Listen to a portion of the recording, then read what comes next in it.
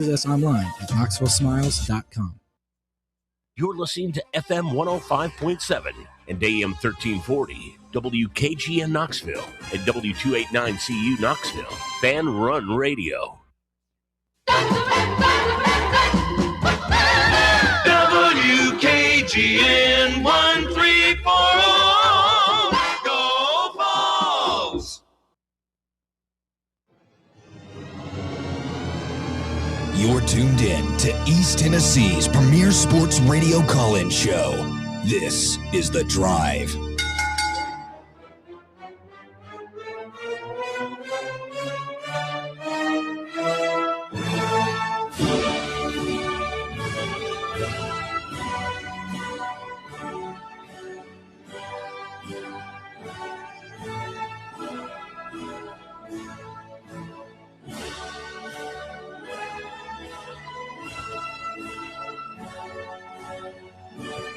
And hello, good afternoon, and welcome to another stellar edition of The Drive here on Fan Run Radio. Russell Smith, bunch of the time clock. It's 3:01 on a beautiful Monday here in East Tennessee. Oh, my goodness, what a weekend.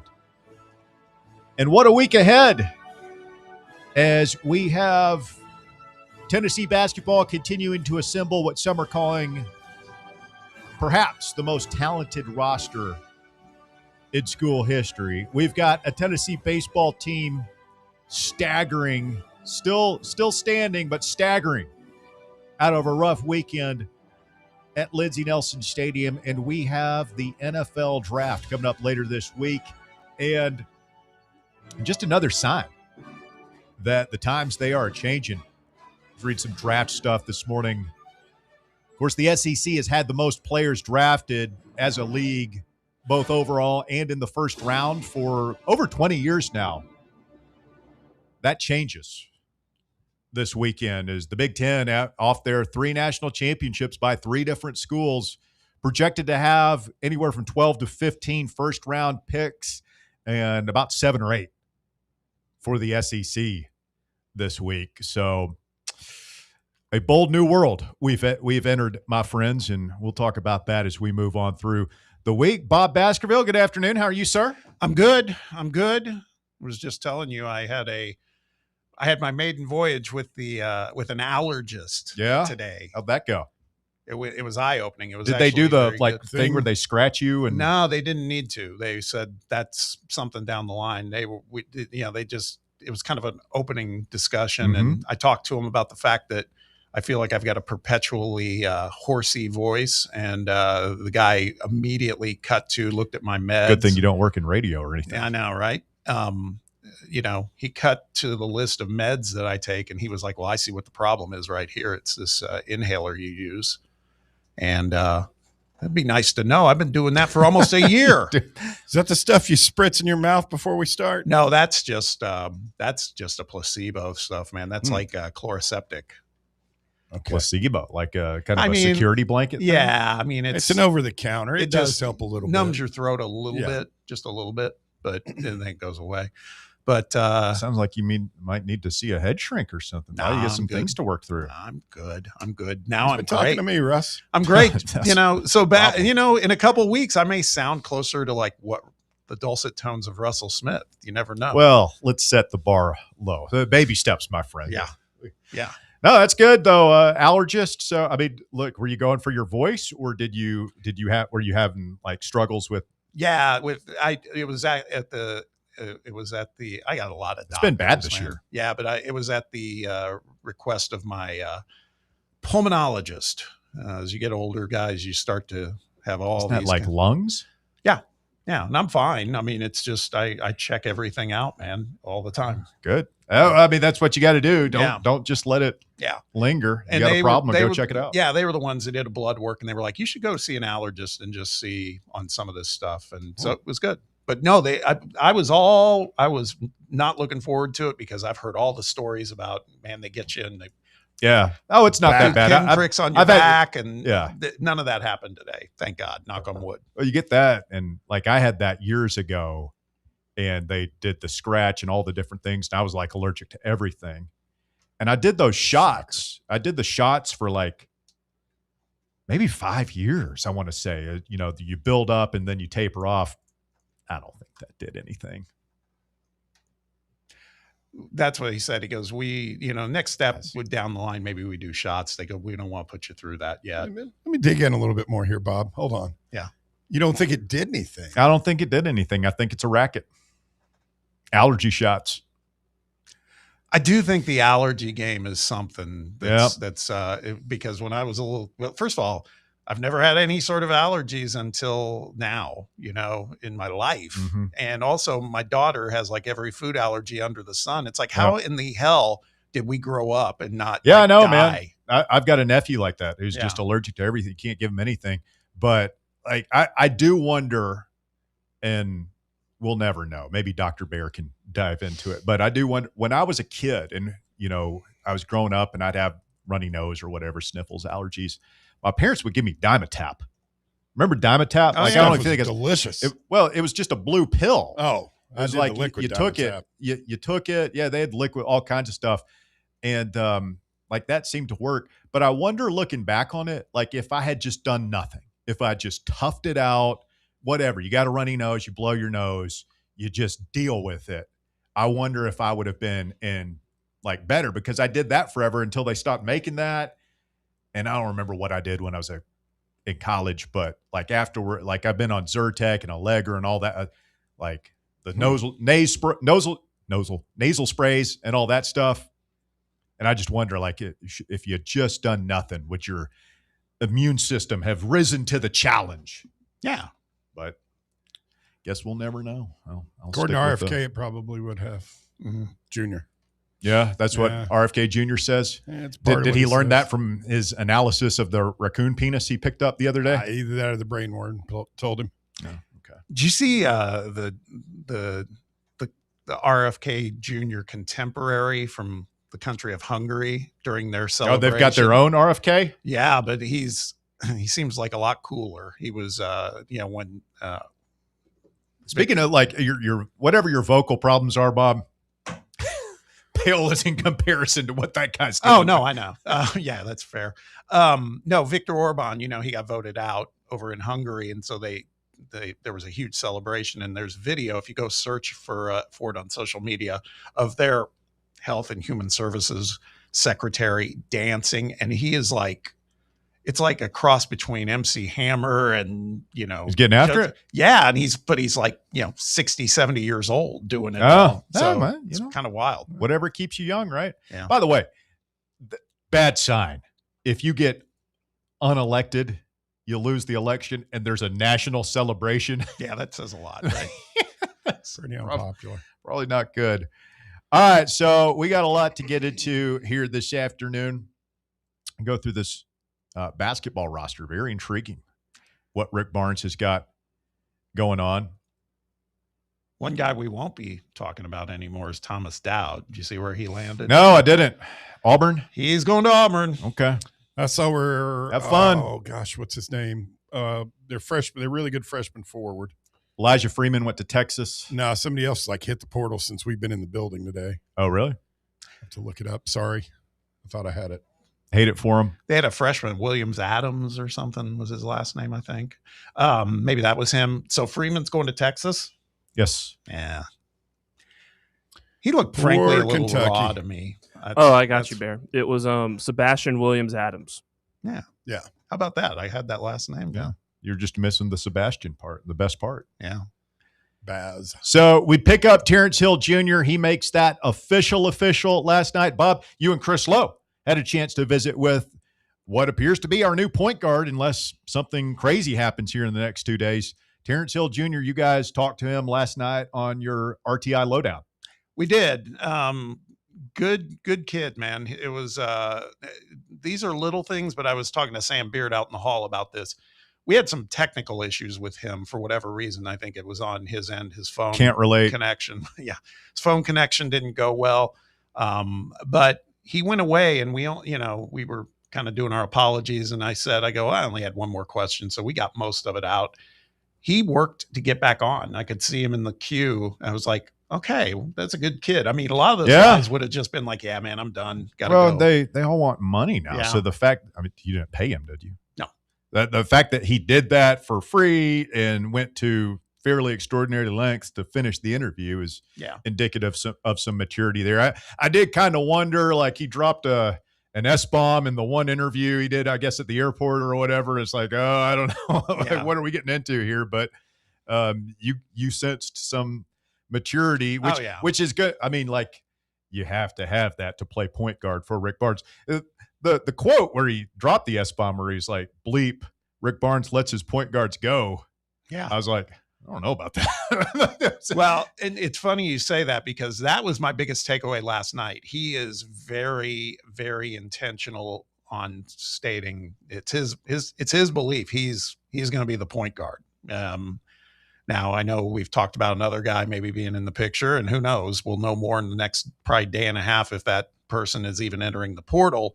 But he said it a lot last night, and he's of the belief he had a lot of good things to say. He's got a lot of admiration for Day-Day Ames. He said, I hope I could help maybe make sure we get Juke Harris here, because that guy's an extraordinary player. Has played against Miles Rubin a couple times because they're in the same conference. He's he did say he's an unstoppable scorer, is what he said too, which he's good. He's a hell of a bucket, man. I will say that. But it was a good conversation. I'm really excited. You can tell he's excited, man. He wants to go to the next level, and that's part of why he came here too. So I think it's good. Very exciting. So we'll get into there are a bunch of other names out there that we're kind of like sniffing around here, because we've got 3 spots to fill basically. And we'll go through some of the new names that are out there that we're battling other schools for. But before we do any of that, are we feeling any different about Nate Ament maybe coming back for year 2? It's not going away. The chatter's not going. He might be going away, but the chatter's not going away. I think but there's a moment in time where he's going to have to at least announce his intentions. It doesn't mean even if he goes to the NBA, says he's going to the NBA, he'll still have an out. But that's what I believe happens. I still think that he's going to announce he's going to the NBA, but that doesn't mean he would go. It might just be to get feedback. Put a number percentage chance, and we won't hold you to this. Rectally derived percentage chances that Nate Ament is back in orange and white next year. Bob? Percentage chance he would out of 100, that he comes back. I would say 30%. That's exactly what I was going to say. Whoa. That's a lot more than I was going to say. What are you going to say? I was probably going to say like 5%. Walker? I was more in the 10 to 15, just because all the mocks still have him borderline in the lottery. And as we heard from Nakos, if he's in the lottery, he's probably going. So we'll average all this out and call it 20%. 20%. 1 in 5. I think that's right. All right. Well, I'll take it. Yeah, 1 in 5. I mean, so you're telling me there's a chance. Well, here's what's beautiful, by the way. I bookmarked this, so give me a second to find it. And Bob coming in with 30%. I'm getting all happy over here. Well, I've been listening to a lot of, I mean, if you listen to the morning show today, they're saying 50-50 at least. And it's like, I'm not buying that, but I think there's a chance for sure. Okay. This is from an X account called @Kentucky Sports Connect, Kentucky Sports Connection, and they have like 4,000 followers. They said, it's legit. Yeah. A couple hours ago, they said, not sure why people won't say this, but I'd take my money and give it to Nate Ament and make him stay in college. Proven wing forward.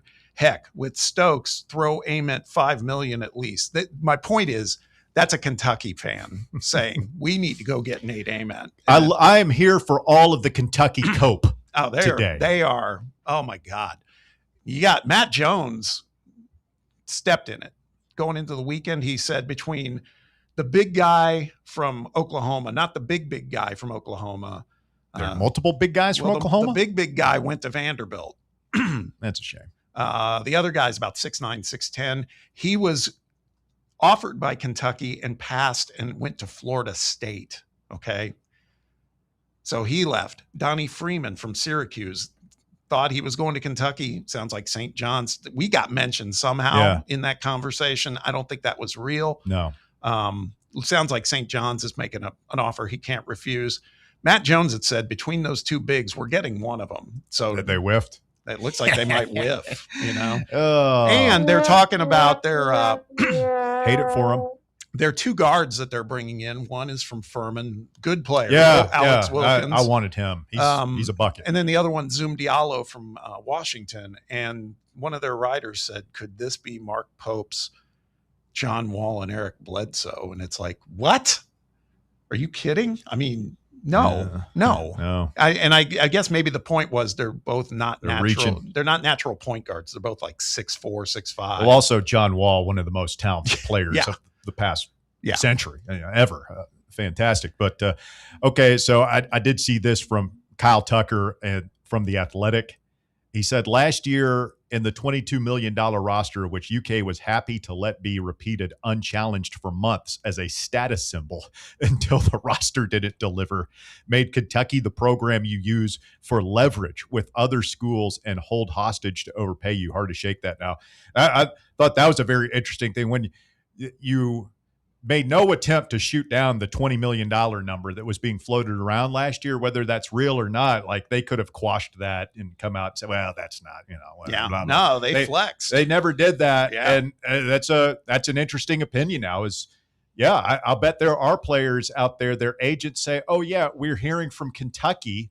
And that drives up the price for St. John's or, wherever else, Tennessee, wherever these kids want to go. We haven't gone head to head with them really, but it sounds like we're at least driving up the price for Donnie Freeman. Yes. I'm here for it. Yeah, absolutely. And our guy, Isaac Trotter, who was just on the show last week from CBS Sports, 247 Sports, Alex Wilkins, who is, again, nice guard, but he's saying, I'm not sure I'm paraphrasing all this here, summarizing. He's like, I'm not sure I get it. Him at Kentucky, I'm giving that grade a B as far as him. He's like talented but kind of raw, and I don't know. He was giving UConn the business in the tournament. Yeah, he was. But I hope it's a bad fit.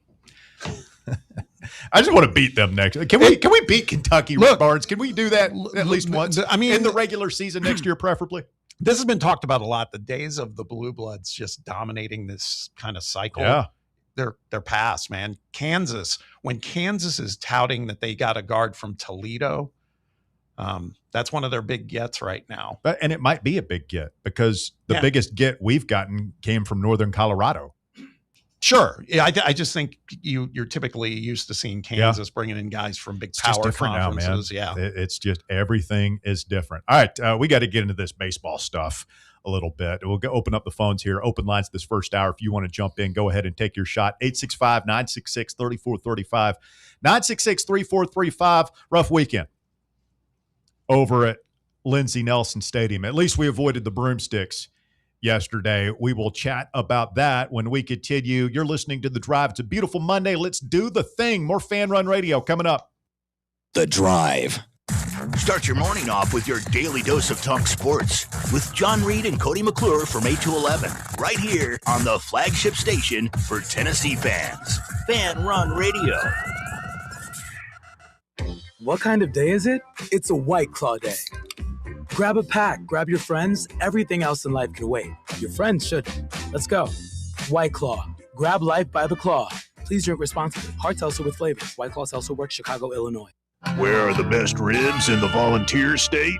Rickard Ridge. Who has the best barbecue catering packages in East Tennessee? Rickard Ridge. And where is the most beautiful setting to enjoy a meal with family and friends? Rickard Ridge. Rickard Ridge Barbecue. Just a quick ride up I-75, take exit 134, hang a right, and Rickard Ridge is on your left, just inside Cove Lake State Park. We really need to get some branded stuff. Shirts, hats, promo items, something professional. I mean, we could just find a website and order a bunch of it ourselves. You could, but you're taking a big risk. You don't know the quality, the fit, the timeline. It's a roll of the dice. Yeah, I guess. But isn't that how everyone does it now? Not the ones who actually care about how their brand looks. Look, if we're putting our name on it, it needs to be done right. We need SM Athletics. SM Athletics? Yeah. They specialize in working with businesses like ours. apparel, hats, promo gear, but real, customized stuff. They actually care if it turns out right. Probably a lot better than getting stuck with 100 t-shirts with crooked logos. Exactly. Plus, they'll walk you through everything, sizing, colors, material, so it matches the image we're trying to build. Makes sense. What's the name again? SM Athletics. Trust me, if you want to look like a real company, not a flea market stand, this is the move.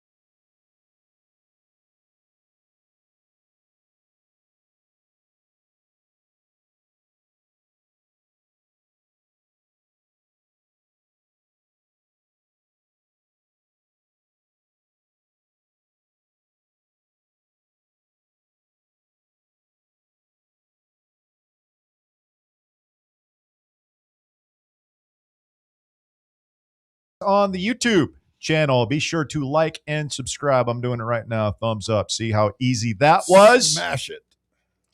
Well, we smashed a few yesterday. Blake Grimmer, 3 long balls. Levi Clark with 2 long balls. Here's my thing, and we'll talk to Jack Foster of Rocky Top Insider, who was covering the series this weekend at Lindsey Nelson.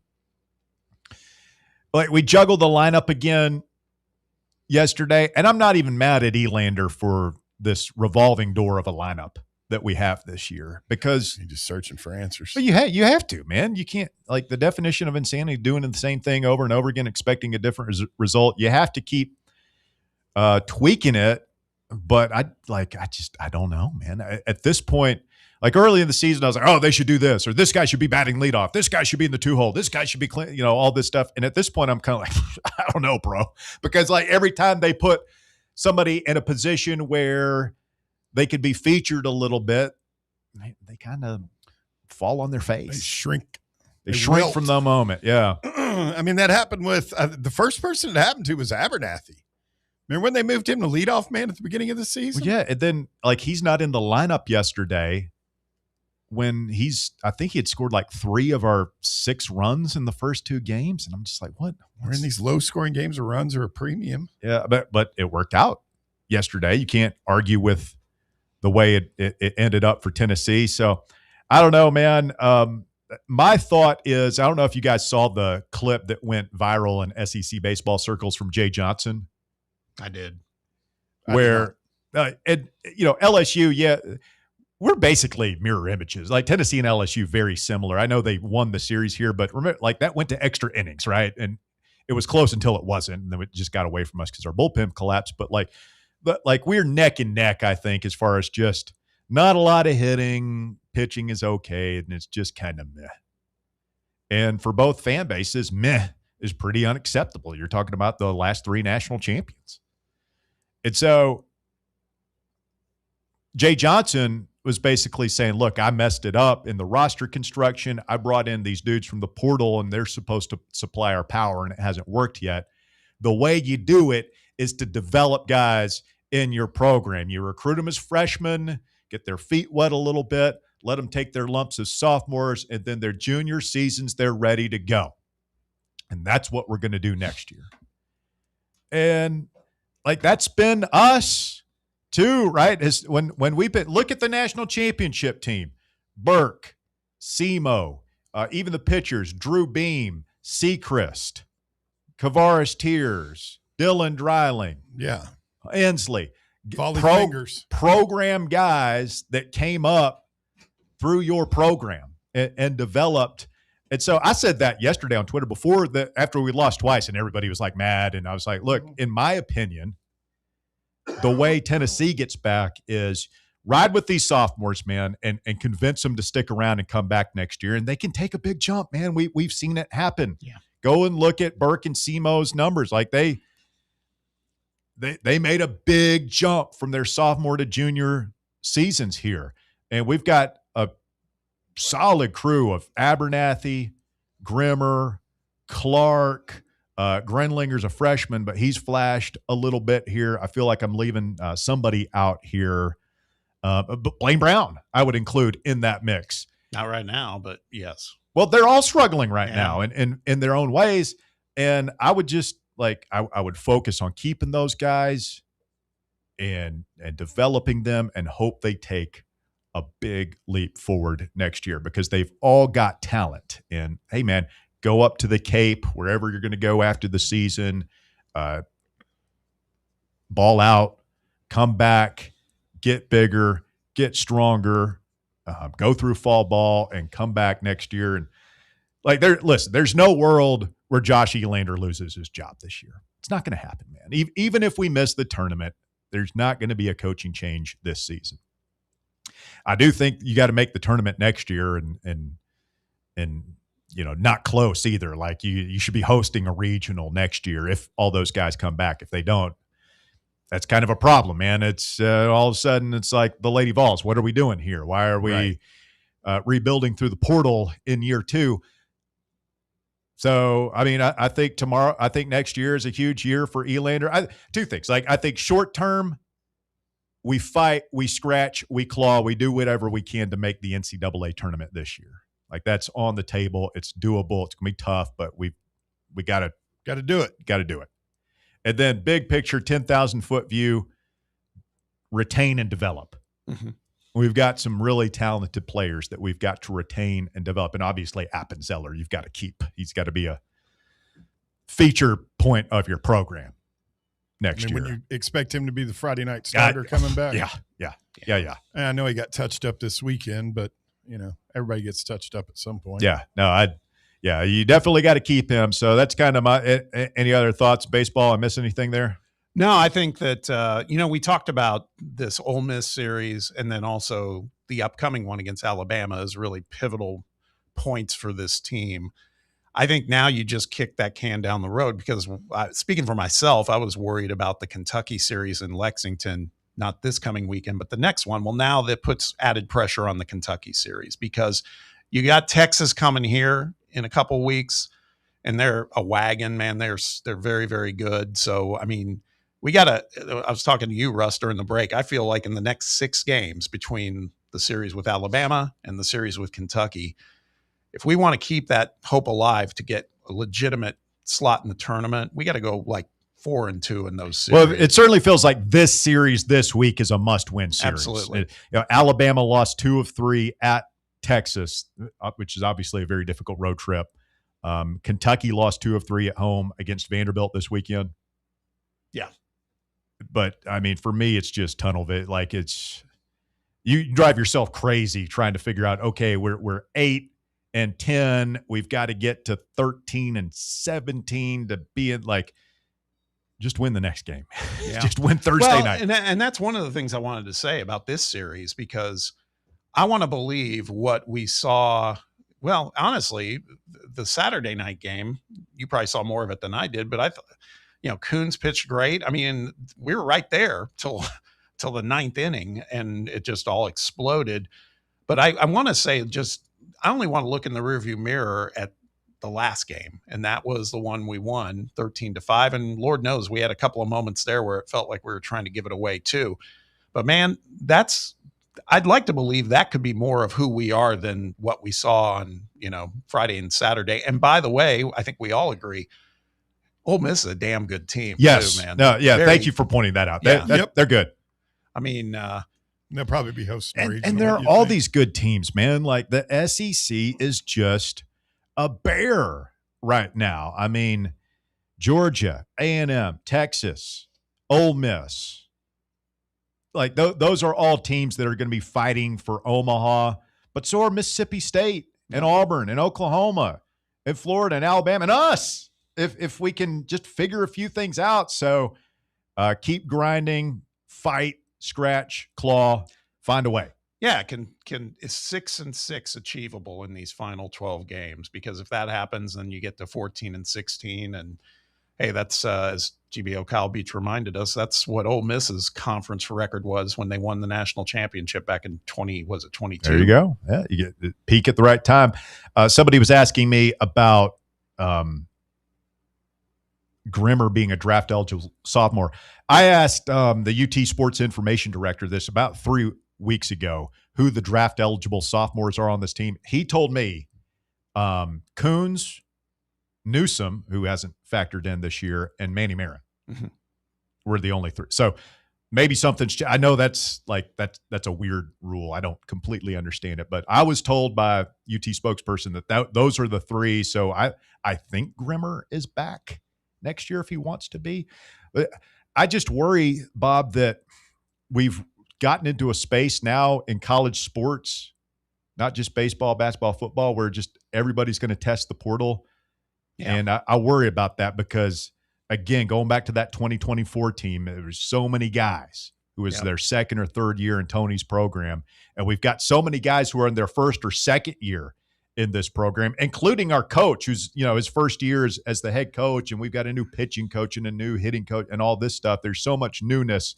And it's just like, man, it feels like keeping it together is critical right now. Yeah, agreed. And I think the other thing that aspect worries me a little, that some of these guys may have been like for this year, like, we had the change, we had the transition from Tony V to Josh. And maybe a lot of these players were like, you know what, I'm going to give this thing a run. And I do worry we go into the off season and some of these guys, if they start getting some calls from other programs where it was like, man, I kind of miss that energy and this other school's offering more money and they're good too. And I do worry about it. I think that's a fair concern going into next year with some of these super talented guys that are on this team.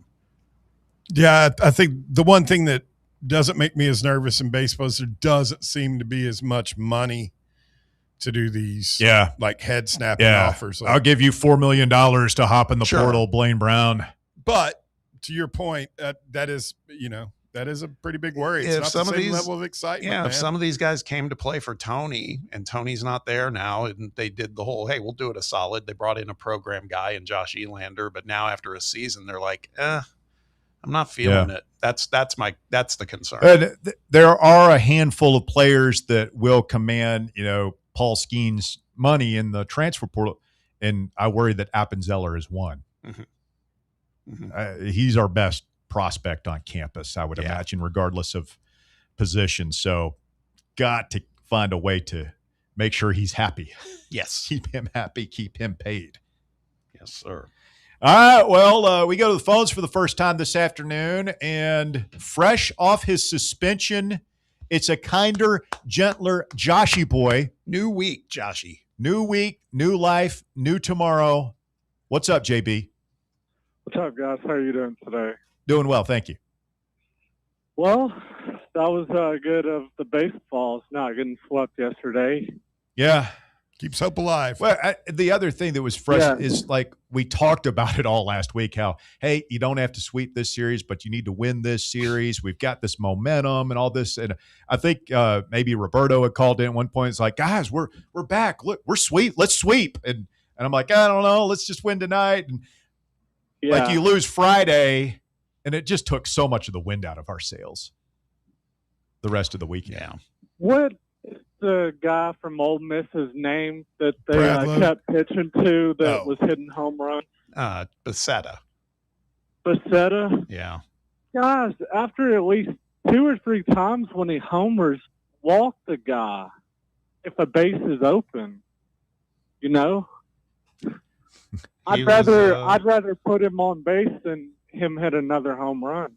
Yeah, he was relentless. That's not our style, though. Remember, it was just a few weeks back, the LSU guy, Amaribe, or whatever his name was. Aaron Beatty. Mm-hmm. Yeah. I mean, just was pounding the ball. Yeah, well, again, first-time manager. Yep. He's learning some things. True. Right? He is. He's got to get better. Yeah.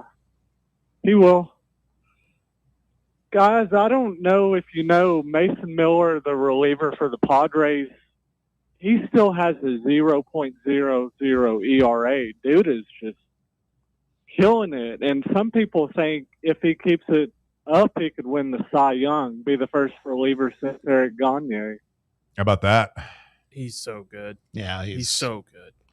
He's a big guy too, man. He's like 6'5", 6'6". Yeah. His stuff is nasty. I Sure mean, is. His average fastball is 100 to 101, and then his slider is like 92 miles an hour. It's stupid what he's doing. Played at Waynesburg University for 4 years, and then played a grad student year at Gardner Webb. Gardner Webb, wow. Baseball's so what weird. Oh, go ahead, Russ. I was just saying, baseball's such a weird sport. These guys can just come out of nowhere like that. I mean, nobody recruited this kid.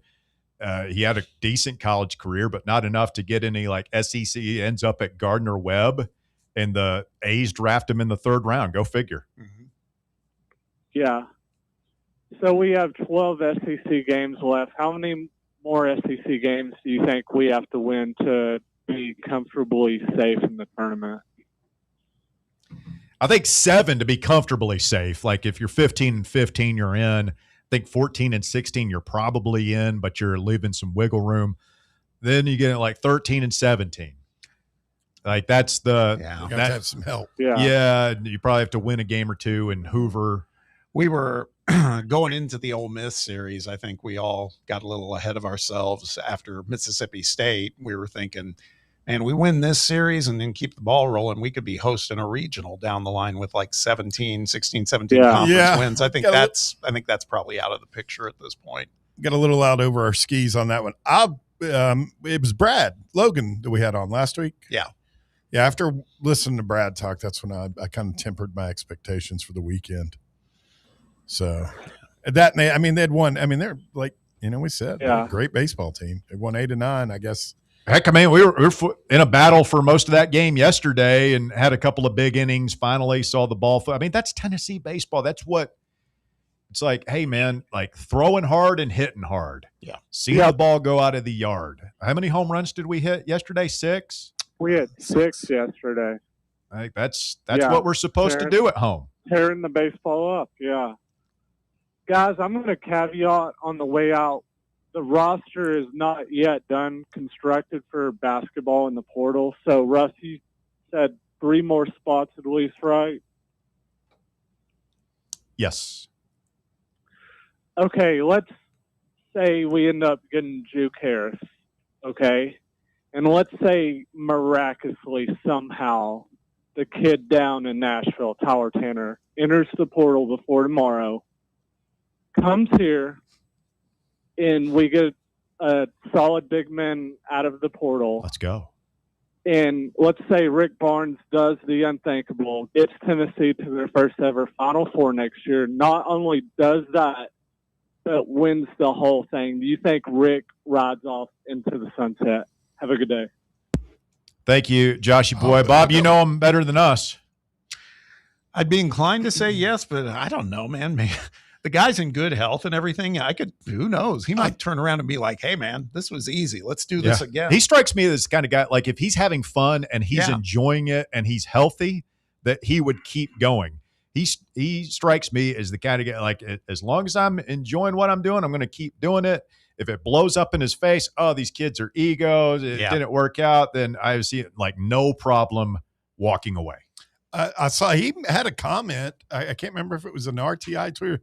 Somebody somewhere, he had basically made the comment that the way things are now, he's kind of found it's easier than it was before. Oh, I think he's not having to chase these kids around. No, exactly. He's working more like I keep using that term. He's like the CEO of the program now because he's got assistants he counts on and relies on, and he's figured it out. So that said, if he does all this work and doesn't get to a Final Four, I do wonder if then he could also conversely be like, okay, man, that's, took my best shot. Yeah, that might be it. I don't know, but I'm also more inclined, like what Russ said, he does seem like he's having fun. No, I would say, I don't think any of us know, to be perfectly honest, what will happen. But speaking for myself, I hope he sticks around for, not forever, but for a few more years at least.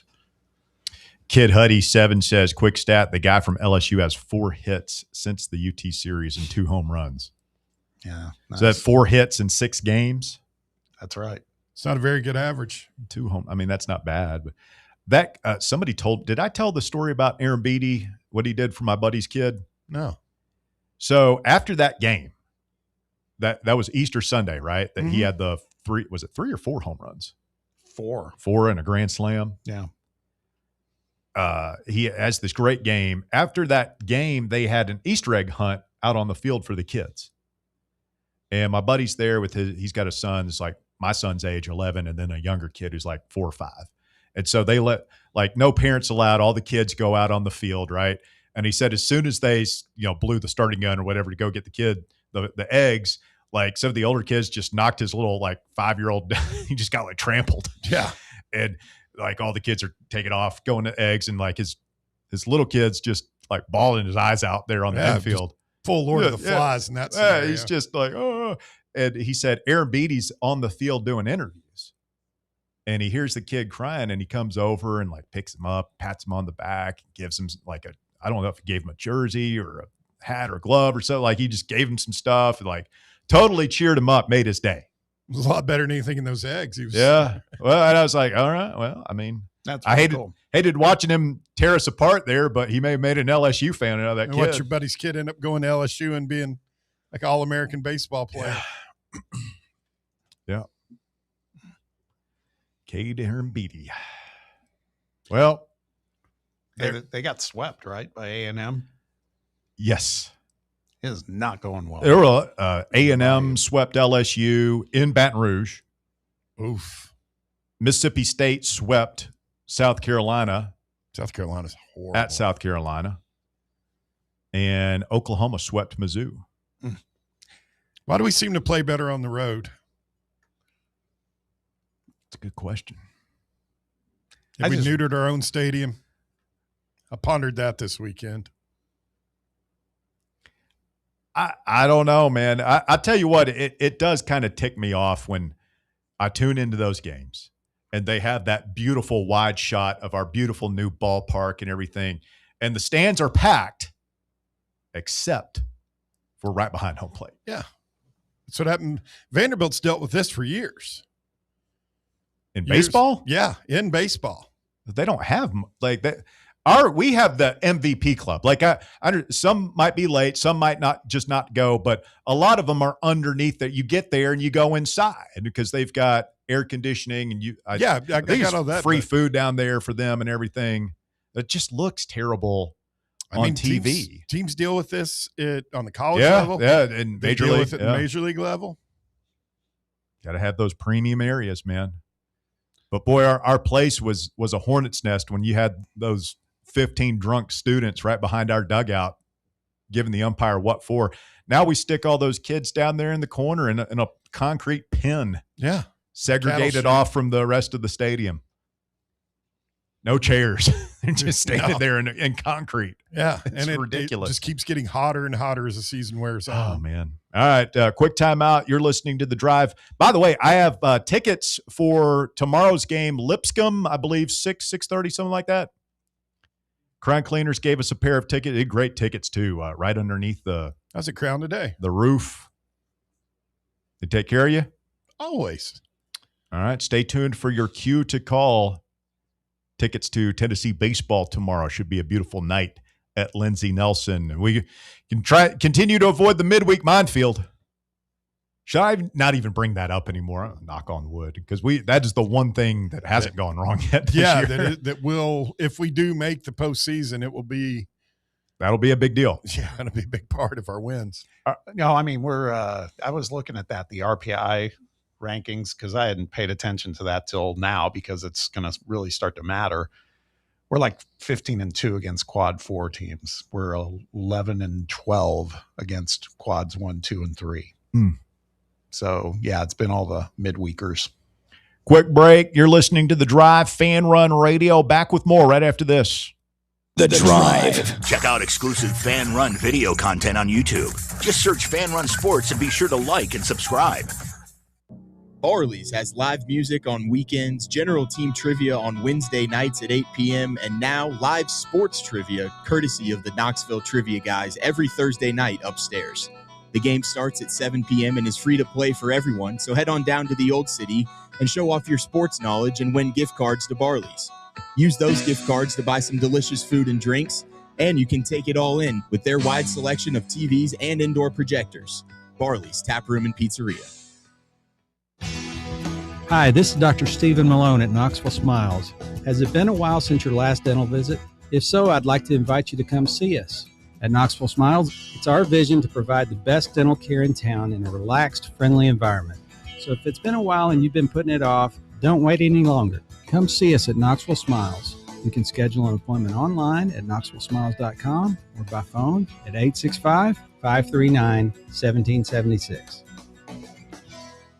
Vol fans, reimagine your home at Broadway Carpets and Flooring for any remodeling or building needs. With a variety of carpets, rugs, hardwood, vinyl, and stone, Broadway has all the flooring and installation options you're looking for, including pet-resistant products like Pet Perfect Carpet from Shaw Floors. Visit their showroom in downtown Knoxville or the location in West Knoxville located on Kingston Pike near Pellissippi Parkway today. Are you ready for the start of a new season? Maybe looking for your team to go on a tournament run? Get game day ready with Crumble. Head on over to your nearest location and pick up 12 pre-selected cookies plus exclusive toppers. When you're looking for dessert options, there's no question about who you should call on. Our listeners already know. Last year, the Dubai chocolate was a home run, along with the brownie batter. Oreo crumb was another crowd favorite. What new flavor will set the standard this season? If you're in the Knoxville area, there are 3 locations ready to serve you: Clinton Highway, Parkside Drive, and Maryville. Download the Crumble app to build your best lineup and vote on the best combos. You can even put your bid in to request a new flavor. Order in the app and slide on over to your nearest location. Tell them Fan Run sent you, and as always, it's for the fans, by the fans. Don't miss the cookies.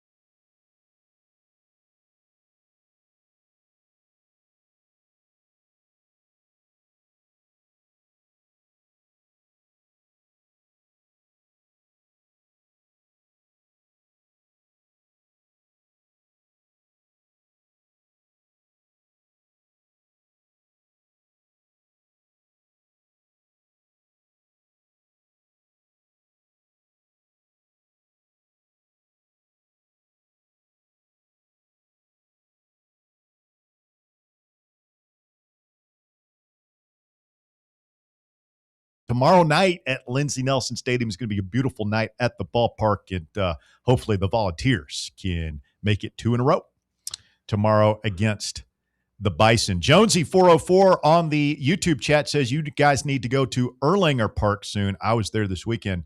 Not a bad seat in the house. He's referring to the new Chattanooga Lookouts. I've heard ballpark, stuff about this. Which, it looks great. Chattanooga has low-key always kind of drank our milkshake city to city wise on, like, they developed their waterfront down there. Just a lot of cool stuff to do in Chattanooga. Look at the aquarium. It was always a great field trip. But I've actually never been to either of I know they have an old historic park there that, like, kind of looked out over the river. I went to that one when I was a kid.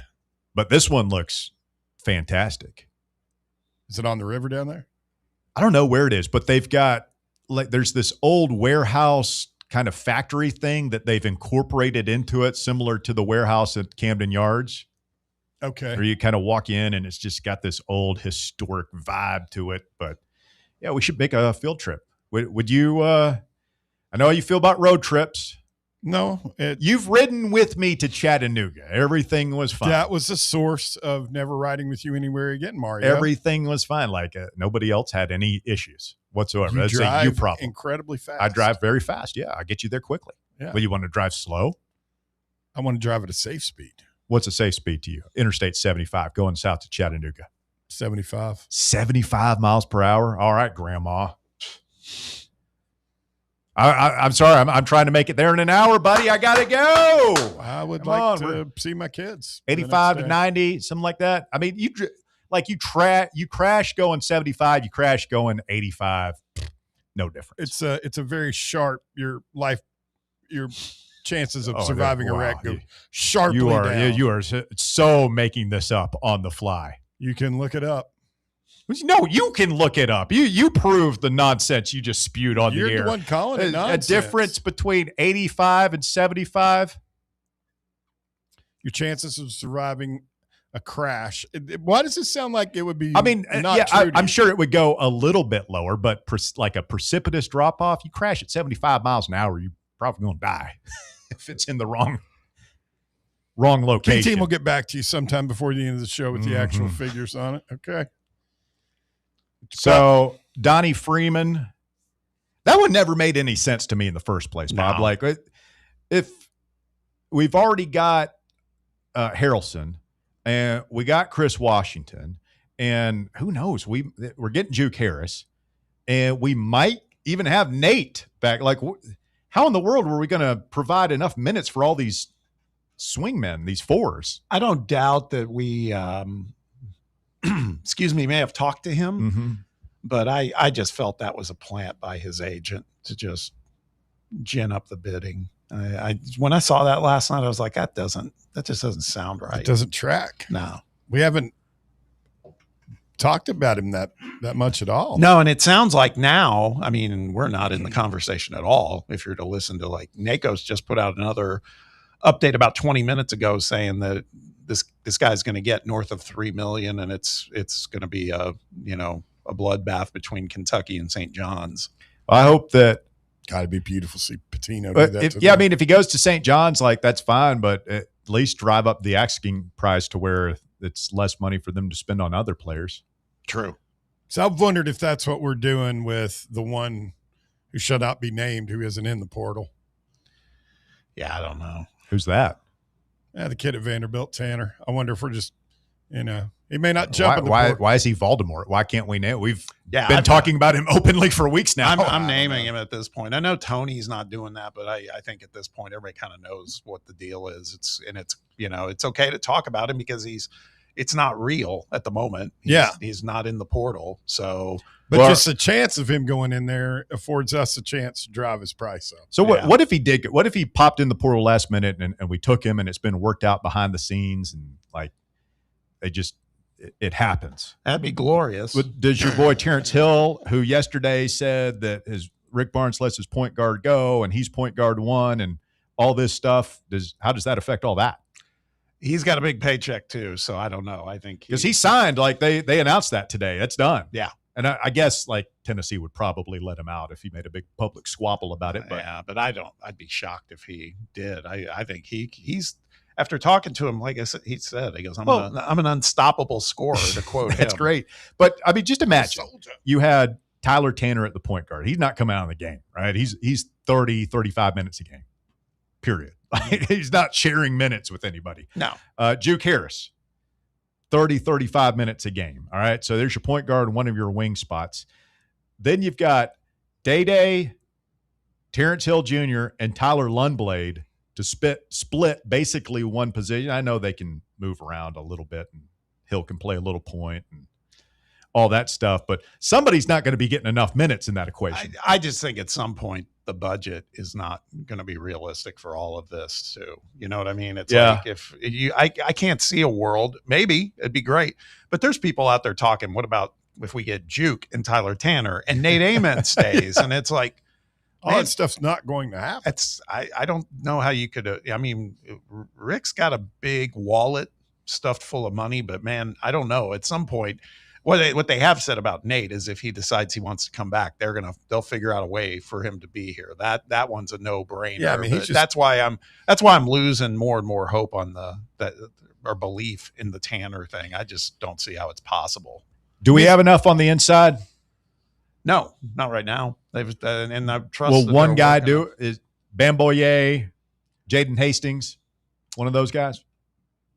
Yeah. Who's the kid that played that overlapped with? Oh God, we've gotten so many of them. The kid we got on Friday. I don't know. Who did we land Friday? It wasn't Nobody. Terrance Hill. Or Thursday. It was the end of last week, our big one. You talking about Jalen Harrelson? Maybe. Did he play at Texas Tech? No. Bamboye played at Texas Tech. There's somebody that overlapped with him that's on our roster now. Played a year with him. Yeah, that was Terrance Hill and Bamboye both played together at VCU. We talked to Hill about that last night. He was like, oh, man, Luke's my boy. He goes, I'd love to get him here. He's super athletic and yada, yada. So 2 tickets to Tennessee baseball tomorrow night at Lindsey Nelson Stadium.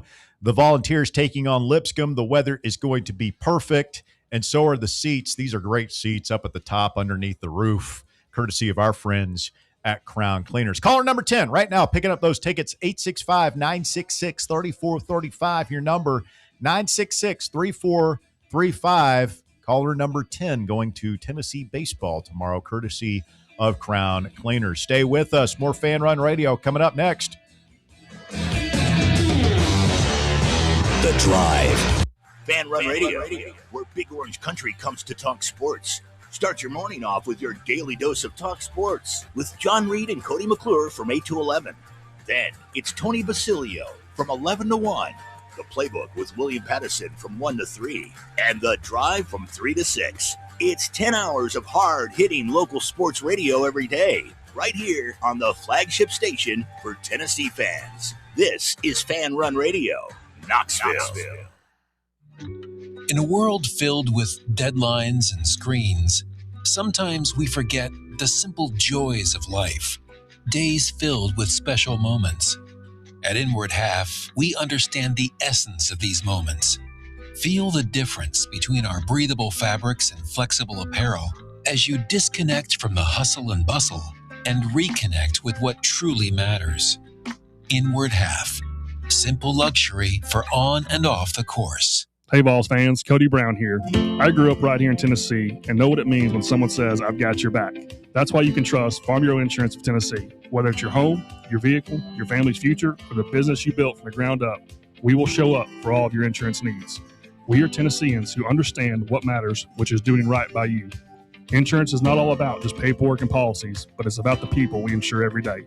So if you want insurance that hits home, give me a call at 865-992-3871. Go Vols. Citizens National Bank. Life is more fun with a Good Life account, offering extra benefits, including bank travel. Experience the trip of a lifetime to Ireland. Explore rolling green hills, historic castles, and charming villages across the Emerald Isle. Get in on the fun. Call 865-429-7935 today. Citizens National Bank. Banking never felt so good. Member FDIC. Are you thinking of buying a home but don't know where to start? Well, call VFL Josh Travis, your local mortgage expert with Foundation Mortgage, based right here in Knoxville. Whether it's your first home or your forever home, he'll keep the process simple every step of the way. To get started, visit mortgagebrokerjosh.com or call 423-312-9777 today. Foundation Mortgage Company, LLC is an equal opportunity housing company. NMLS number 1387311. Hear that? That's the sound of your life. Perfectly imperfect.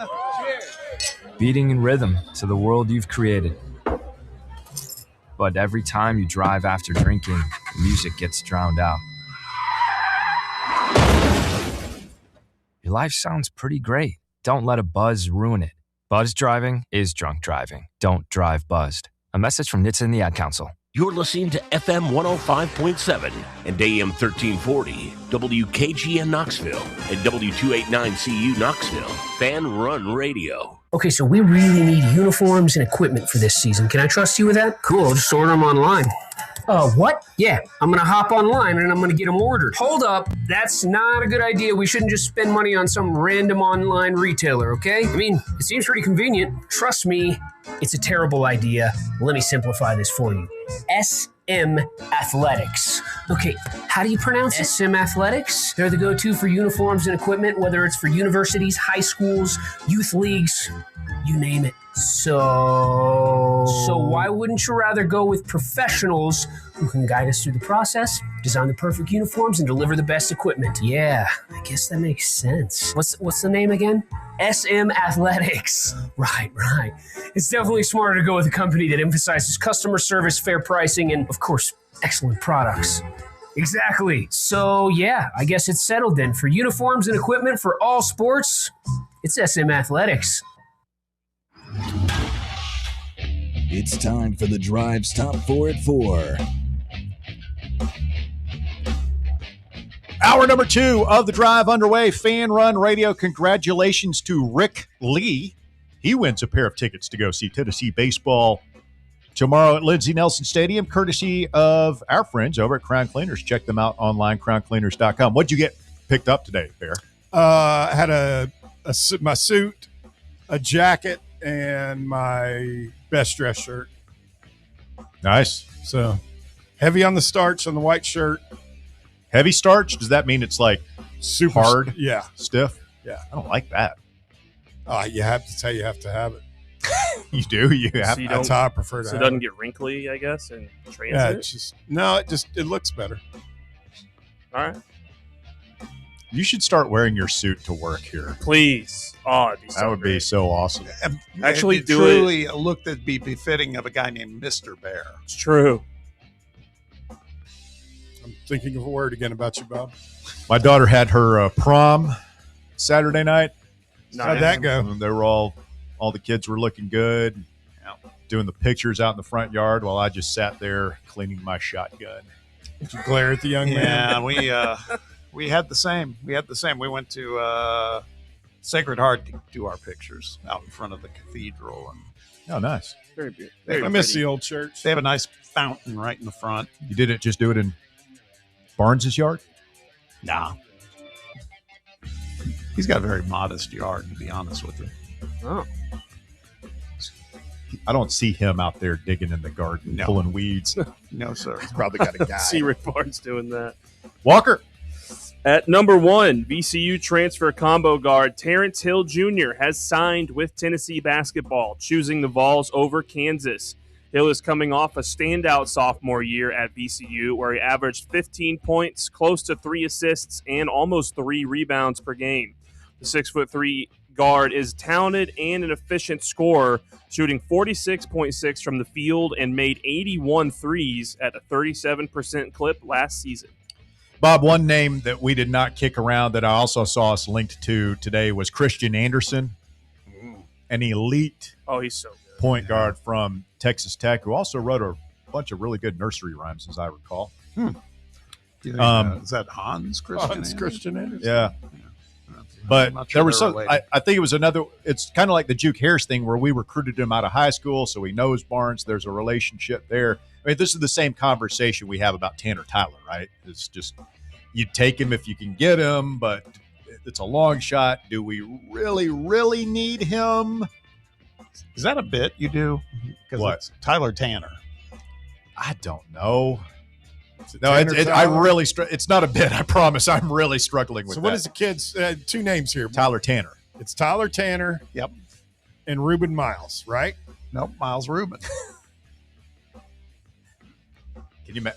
I mean, that would drive Bear crazy if we had both of them. Christian Anderson he is nice. He's really man. good. He was second best player behind Toppin. And what has happened there, man? Texas Tech was supposedly, money coming out their ears. Cody Campbell stopped stroking those checks. What's up? Spent too much money on women's softball, apparently.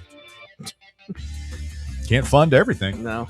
No. It's hard to be in everything school. But he's not in the portal yet, right? That's just there's rumors that he. So might when's the portal close? Tomorrow night at midnight? Yep.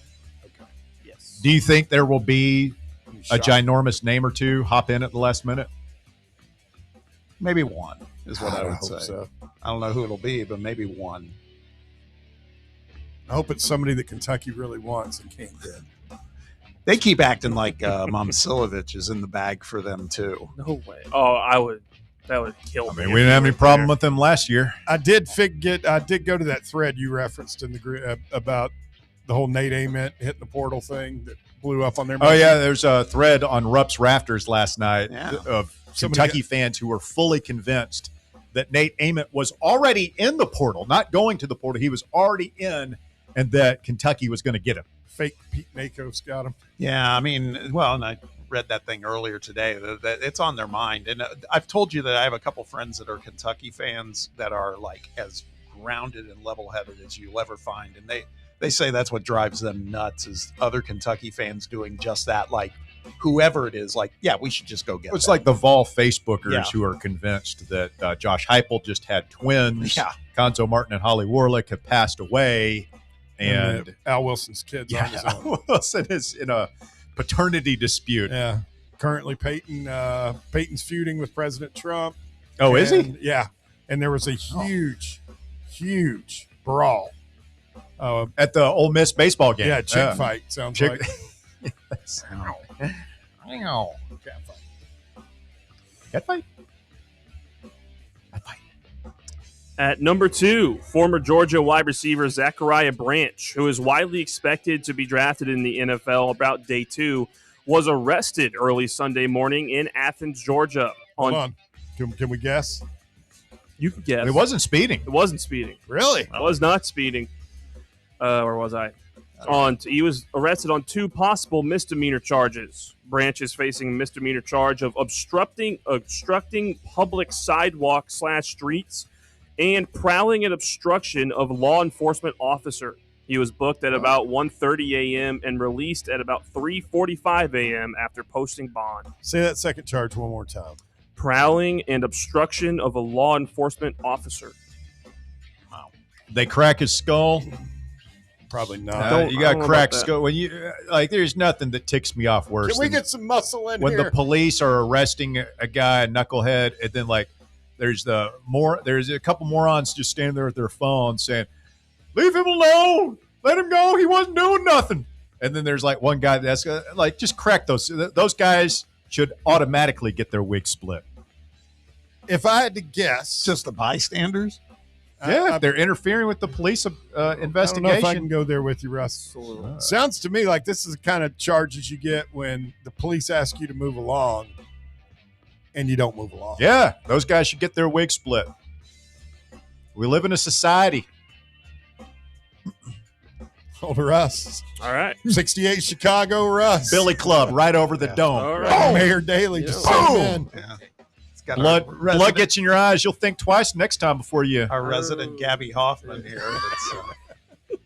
I don't get that reference, but if it's for getting a wig split, look her up. I think it's a dude. It's a dude, actually. Come on, Walker. Look them up, whatever they are. At number 3, Walker, I've noticed. As long as we're just kind of loosey goosey here, can I just say that I've noticed, and I can only attribute this to you spending so much time next to Bear, that you're just picking up your ability. I try to work just on throw out clues. something with a very relaxed, casual confidence when you clearly have no idea what you're talking about. Fake it until you make it. I mean, what's the worst thing? I'm just saying, Walker. Bear's like, that's my boy. You went to Big J journalism school. I know at Arizona State they did not teach you this. You've learned it through osmosis, sitting next to the fountain of misinformation that is Bear. Just saying. What else? I notice these things. I'm watching you. Look, I went off. You really noticed a lot of things. I went off context clues. Look her up. Look her up, idiot. You know who Gabby Hoffman is? Look her up. When I hear Gabby Hoffman, I assume. Yeah, you assume. Girl you don't know. You're right. It's Abby Hoffman, right? I think it is Abby Hoffman. Oh, God. He was a. You're both right. I mean, just the volcano of misinformation has opened up and erupted right now on the drive. I'm quick. There's a difference. Not for me. Here's a difference. And Bear is just sitting there as a bystander. The difference is I'm quick to correct myself. Bear will not correct himself. That is How true. are you going to turn on me? There's a subtle difference. I'm not the only person on the show that remembered your birthday. Here we go. Oh, all right. It's your birthday? It was yesterday. Happy birthday. Thank you. I didn't even know. Hey, I told you guys last week on air. You did? Really? Yes. I don't remember. I knew it was his birthday coming up. Forgot that. It's all right.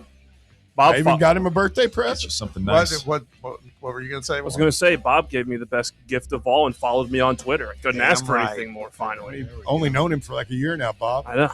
Finally got the follow. Finally got the follow. It's something that's earned, Bear. That's all. It took me a long time to earn it. Worked hard every day.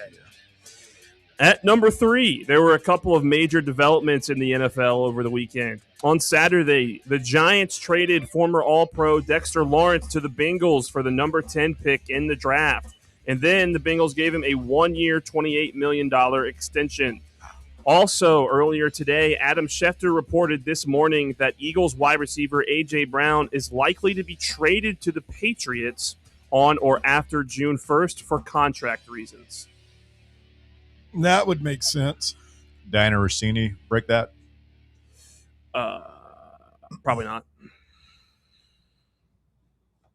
See, you're learning. I see. I know what happened there. You were about to say yes, confidently. Whoa. Then you. Please don't attack my buddy. I just said Adam Schefter reported it in the sentence. Yeah, you did say that, didn't you? I certainly did. I need to pay better attention. Thank you, Walker. Oh, you got one more too. I mean, we can do it. We got. We got off the rails a couple of times here. Let's bring it back in. Finish tight.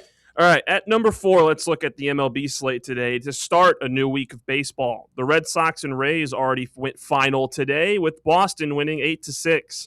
Later today, the Reds play the Rays, the Braves start a series against the Nationals, and the Phillies play the Cubs. Oh man, I mean, what a weekend! As bad as Tennessee baseball has been at times, as a Braves fan, this has just been a joy.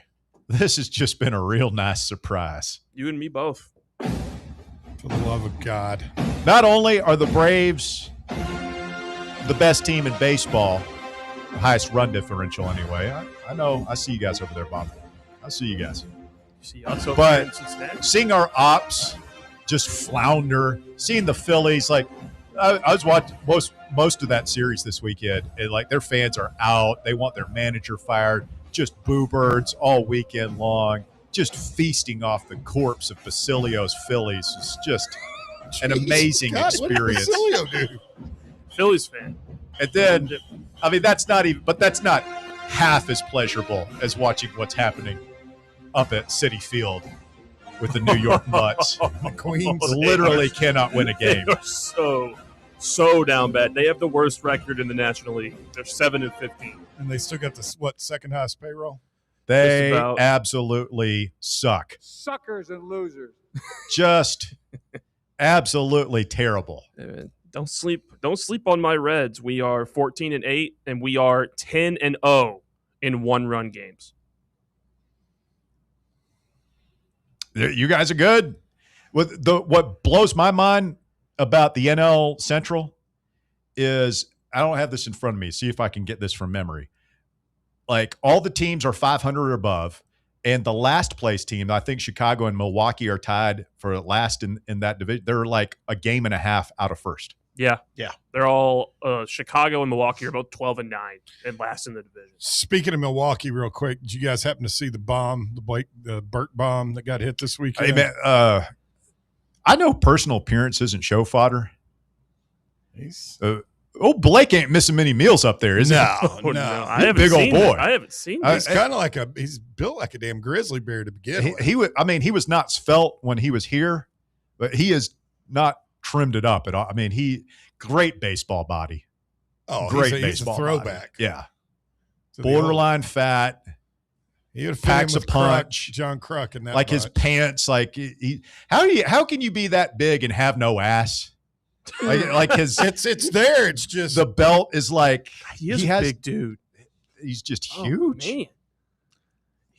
He absolutely nucleated and he just waddles around the bases. Oh, please call him up, Milwaukee. It's time. Oh, he hit 455 over the weekend on Saturday. He still moves. I'm seeing it from over here. He's pretty athletic. I mean, if you hit 455, you're pretty athletic. Wait till he gets to 30. Oh, and he's balding, like a bald, chubby Blake Burke with a little bit of a limp, pigeon-toed waddle. Oh, it's going to be beautiful. I mean, everybody on that 2024 team is a made man, and Cal Stark should never have to pay for a meal. None of those guys here in East Tennessee. Meal, like beer, all of those dudes are OGs. Below you play on a team that wins a championship. especially a Back natty. there with the 98 guys. I mean, yeah, you're forever a made man. Let's get DR Vol in here. Jack Foster of Rocky Top Insider coming up here in just a few minutes. Call back DR. Call back DR got blowed up. Matt Michael Matt Mikel on the YouTube chat says if those are the same tickets as I got for the Kent State series, they are great seats. Those are the same tickets, Matt. And our boy Lee, was it Lee? Rick Lee is going to enjoy those seats tomorrow at the old ballpark. Let's try DR again. DR, you're on the Drive, Fan Run Radio. You know, it's funny you're talking about made men. I just restarted Sopranos again. It was between that game 3 of Ole Miss and Tennessee, and I picked Tony Soprano, and I'm happy with my decision. What number is this for you as a watch through?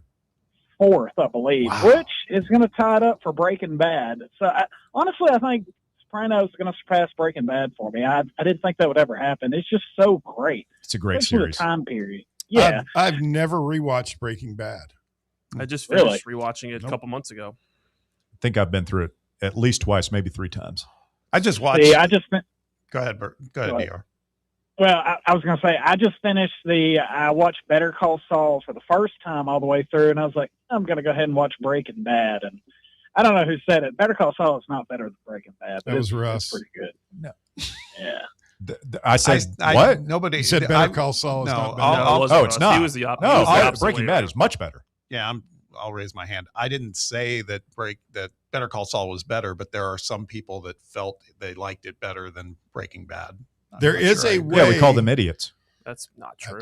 That's completely really mean. unnecessary. Didn't have to say that. Yeah, it's just there is a way that you can watch. Somebody figured it out. Better Call Saul and Breaking Bad in chronological order.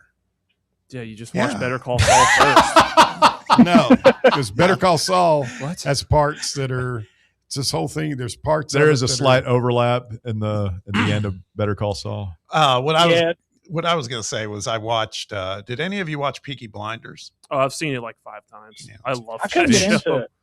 They had a movie that's like the end of it all. Yeah. And I watched it on Netflix the other night, and I was like, it was fine. Did it nail the landing? Not really. Don't spoil it. It was fine. It was okay. I'm not going to tell you how it ends, but it was. I wouldn't race to see it unless you just love that series like I did. Sorry, DR. No, you're good. I was going to say, I just finished rewatching Mad Men for the 3rd time a few months ago. That's another great series thing you must love, in my opinion. Fantastic. I've never. That's one I've always wanted to watch, but never watched. You got to watch it, Barry. It is so freaking good, especially when they go through all the when JFK was killed and the moon and all this and that. It's just incredible. Hey, remember you've seen it multiple times, so you can relate on this. The Burger Chef account that they were going after. Yeah. Burger Chef's like a real. That was really. Oh yeah, that was. I didn't know that. As a matter of fact, if you're into any true crime shows, there was a nationally renowned mass murder that happened at a Burger Chef in my hometown. Really? Yes, the Burger Chef murders never have been solved. What? Really? Yeah. We had a Burger Chef. I think it was on Broadway. I liked when he left his wife at Howard Johnson's. Yeah. What was y'all's take on Olivia Soprano in Sopranos? I hated her the first watch through, but she's honestly one of my favorite characters. She's duplicitous. I don't know, but my son and my nephews and my nephew referred to my mother as Olivia. And she didn't understand what. That's not nice. I know. They were being mean. And what do you mean to Mama Bear? I know. I thought it was terrible. Funny. And I told him it would probably, she went and figured out who lived. She'd never seen The Sopranos. I haven't seen it. She wasn't real happy when she got a good grip of what Olivia was like. I love her. I mean, when you rewatch something, you catch something new.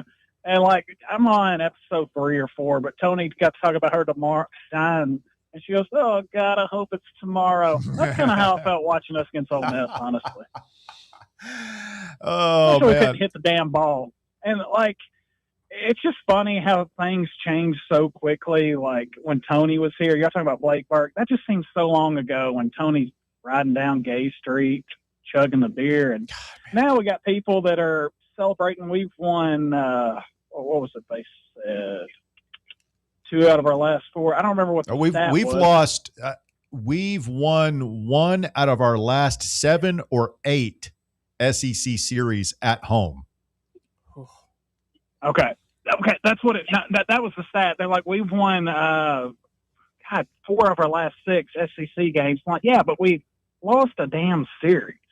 Like, it's just such beta mentality. This from Sean Fincham. We are 1-6 in our last 7 SEC home series. It's awful. New stadium's just going great, ain't it? I mean, now that dates back to last year too. I mean, that's what? Yeah, I know. That's 3 or 4, and the one win is this year against Missouri, if you want to count that. But yeah, it's not been a great 2 seasons for Tennessee baseball at home. That's frustrating. I will say it gives me some hope seeing how well A&M's doing in their second year with their guy. Yeah. Well, it gets back to what I talked about last hours.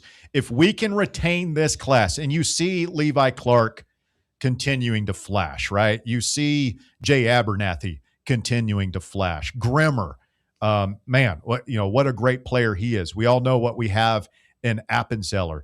If you can keep that nucleus together and build on those, and Grindlinger becomes a guy that you can depend on, and maybe 1 or 2 other guys step, the Eisfelder that we've seen. Like, if those guys can continue to develop, that can be us next year, right back in the top 10, competing to go to Omaha. But keeping the core together is what's going to be critical this offseason. It's critical. And it worries. It worries me, honestly. And I'll be honest, I get more excited listening to y'all talk about the basketball transfer portal than baseball or football. Football doesn't exist to me right now. I'm just looking forward to tailgating. It's invisible, man. Isn't that something? Tennessee football, it's just, there's nothing happening there. Nothing. No. Like, there's nothing to talk about. Look, it feels like there's nothing, because last year at this time, it felt like we were about to burn it down with Nico leaving in the spring transfer portal. So it feels like there's this gap of stuff that we had the last couple of years. Well, if we just had some excitement about the upcoming season. That 6.5 number that FanDuel put it, that took a lot of the wind out of our sails, I think. Yeah. Well, on the schedule you got freaking Texas and LSU coming in there. I know how that's going to go. I dread it, especially freaking Lane Kiffin, y'all. I may not even go to that game. At the end of that, we're fighting to win a Music City Bowl championship. Heupel's first, and I don't know if I'll be all leaving. And God, I don't know. Focus on basketball. It has been hard to watch our elite baseball program just go away, and that's my question. I'll hop off here. What was harder to watch fall, our baseball program or the Berlin Wall? And I'll hang up and listen. Bear. It was a happy day for everybody around the world when the Berlin Wall fell. Son of a... You shed a tear? I remember where I was. Where were you, Bob? I honestly don't remember. I was in 9th, I was 9. You were 9 when the Berlin Wall? 89. Oh, okay. I just can't remember what year it happened. Yeah, I was out there trying to figure out how to make a living. Coming up, the drive continues. Jack Foster of Rocky Top Insider, our guest. Next, right here on Fan Run Radio. The Drive. Miss any of your favorite Fan Run show? Listen to the podcast on our free Fan Run Radio app or wherever you listen to podcasts.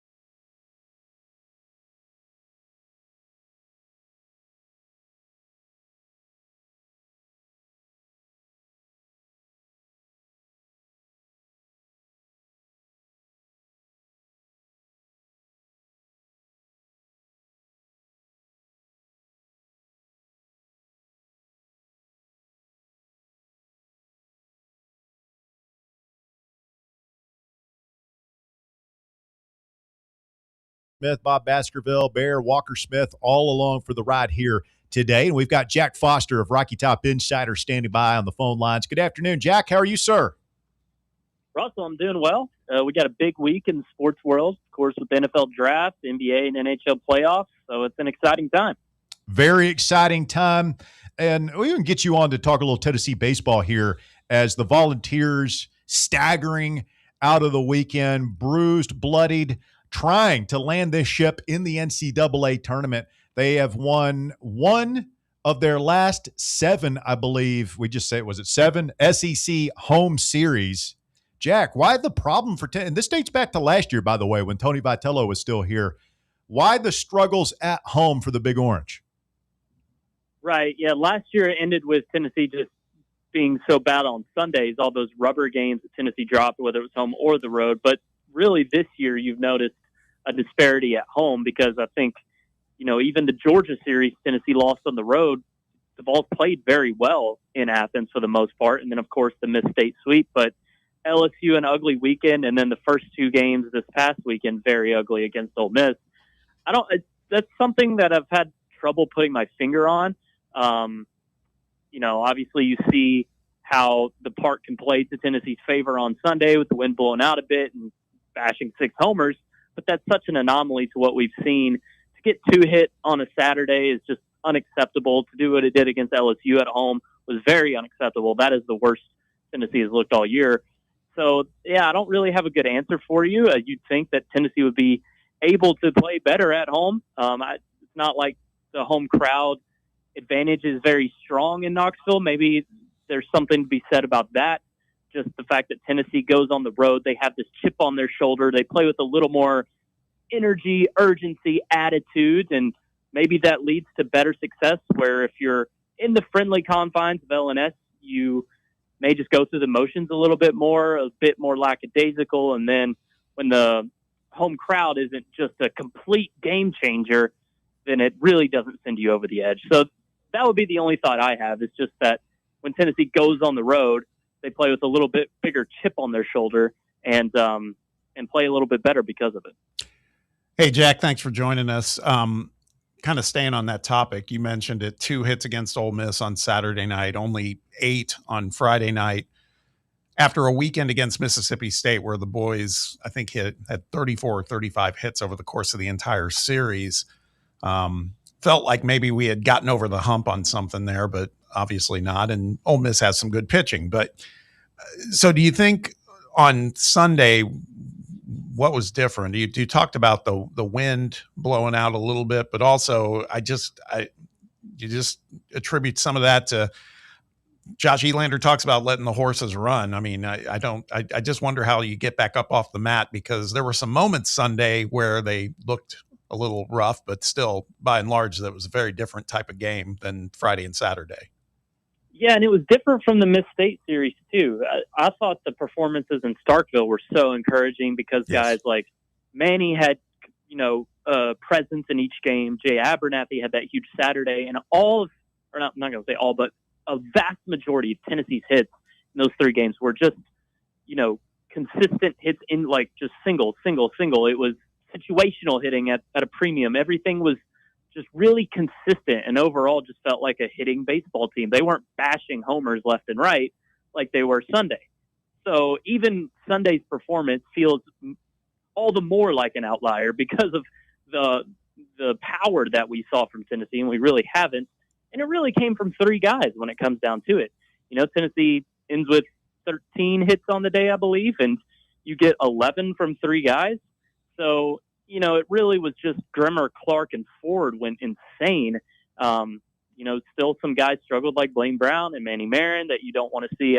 Trent Grenlinger comes back down to earth this weekend, only has 1 hit, and, on the weekend, and it was that meaningless solo homer at the end of game 2. So there was a lot of, like you said, just downtime too on Sunday. But the fact that 3 guys went nuclear kind of made it seem like maybe a bigger offensive day than it was.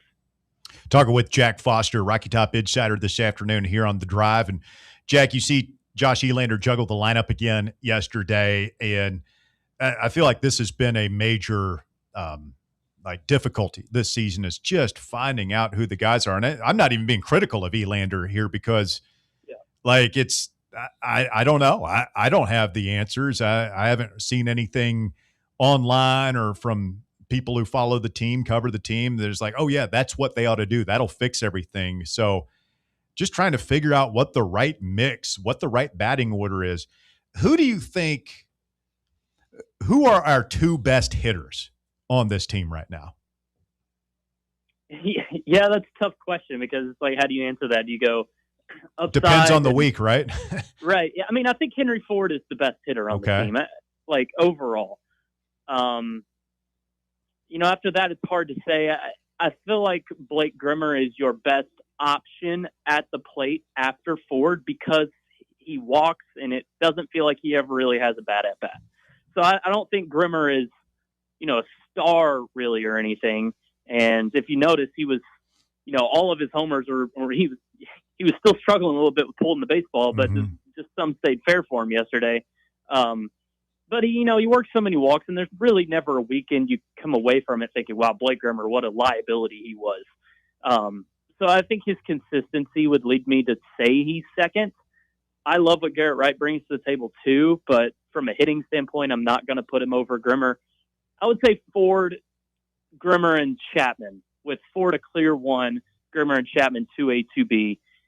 And then I guess I'd go Wright after that. That would be my top 4, but it's not a very confident answer. I feel like everyone should put Ford first just because, he's so talented. But after that, it's really just, who's going to be good on this given day. As we've seen, Manny can be that, right? Like right as SEC play was starting, Manny was on an absolute heater, and then he crushes it in Starkville, but then goes 0 for this weekend. So he's too hot and cold to put in that top group. So I'd go with those 4 I mentioned. Yeah, Manny Marin and Blaine Brown, a combined 0 for 20 this weekend. Yeah, Blaine Brown is the biggest problem right now. What he's been doing is just unacceptable. He's borderline unplayable right now, and when you're a liability defensively, then you're really not bringing anything to the table. Yeah, 2 for 25 if you go all the way back to the Mississippi State series for Blaine Brown. Oh, man. Though I was hoping he had turned the corner when he nuked that grand slam against LSU, and he's having trouble seeing it right now. But this goes back to what Elander was saying about letting the horses run, and I just think that I would throw Levi Clark in there. Like I think that he is flashing enough here of late. I know he really struggled at the beginning of the season, and the overall batting average, I believe, is still below the Mendoza line. But he goes, 4 for 10 this weekend with a couple of homers, and I almost wonder if we're getting to that point, Jack, where you just say, all right, Ford, Grimmer, Clark, you guys are a guy. I would include Brown in this, but I just not right now. But it's like you guys are a guy. You guys are the dudes that Major League Baseball is going to look at and maybe draft here in a year from this summer, and we're going to put you at the top of the order and come hell or high water. Like that's what it's going to be. Yeah, I struggle a little bit with Clark just because he can be such a nothing for you at times, and it's almost like Ole Miss on Sunday didn't really have a good scouting report on him because every pitch that he hit was the first pitch. And if those who have watched Levi Clark this year know that he is swinging at anything at the first pitch. So it was like, why are you giving him something to bash out of the yard first pitch of the AB? It just worked out that way. Look, you have to, tip your cap to Levi Clark and what he's been able to do for the most part in SEC play, recovering from such a poor start. But there's still some bad at-bats from Levi. I would struggle to put him in the top 4 or 5 hitters. I kind of like him being that guy who can give you a power surge there at the bottom of the order, but is probably not as consistent as others. I wouldn't tinker much with the top 5 right now. I think Wright, Chapman, Ford, and Grimmer and Grinlinger still, who I have faith in, should be the top 5. With probably Grinlinger 5th, like in the order is what I'm saying. Not putting Blaine Brown any higher in the order. I would be more apt to take him out right now. But yeah, look, we're talking about Josh Elander making these moves and trying this and that. Ultimately, the offense just needs to be more consistent for this team to win more games. and we've seen flashes from it.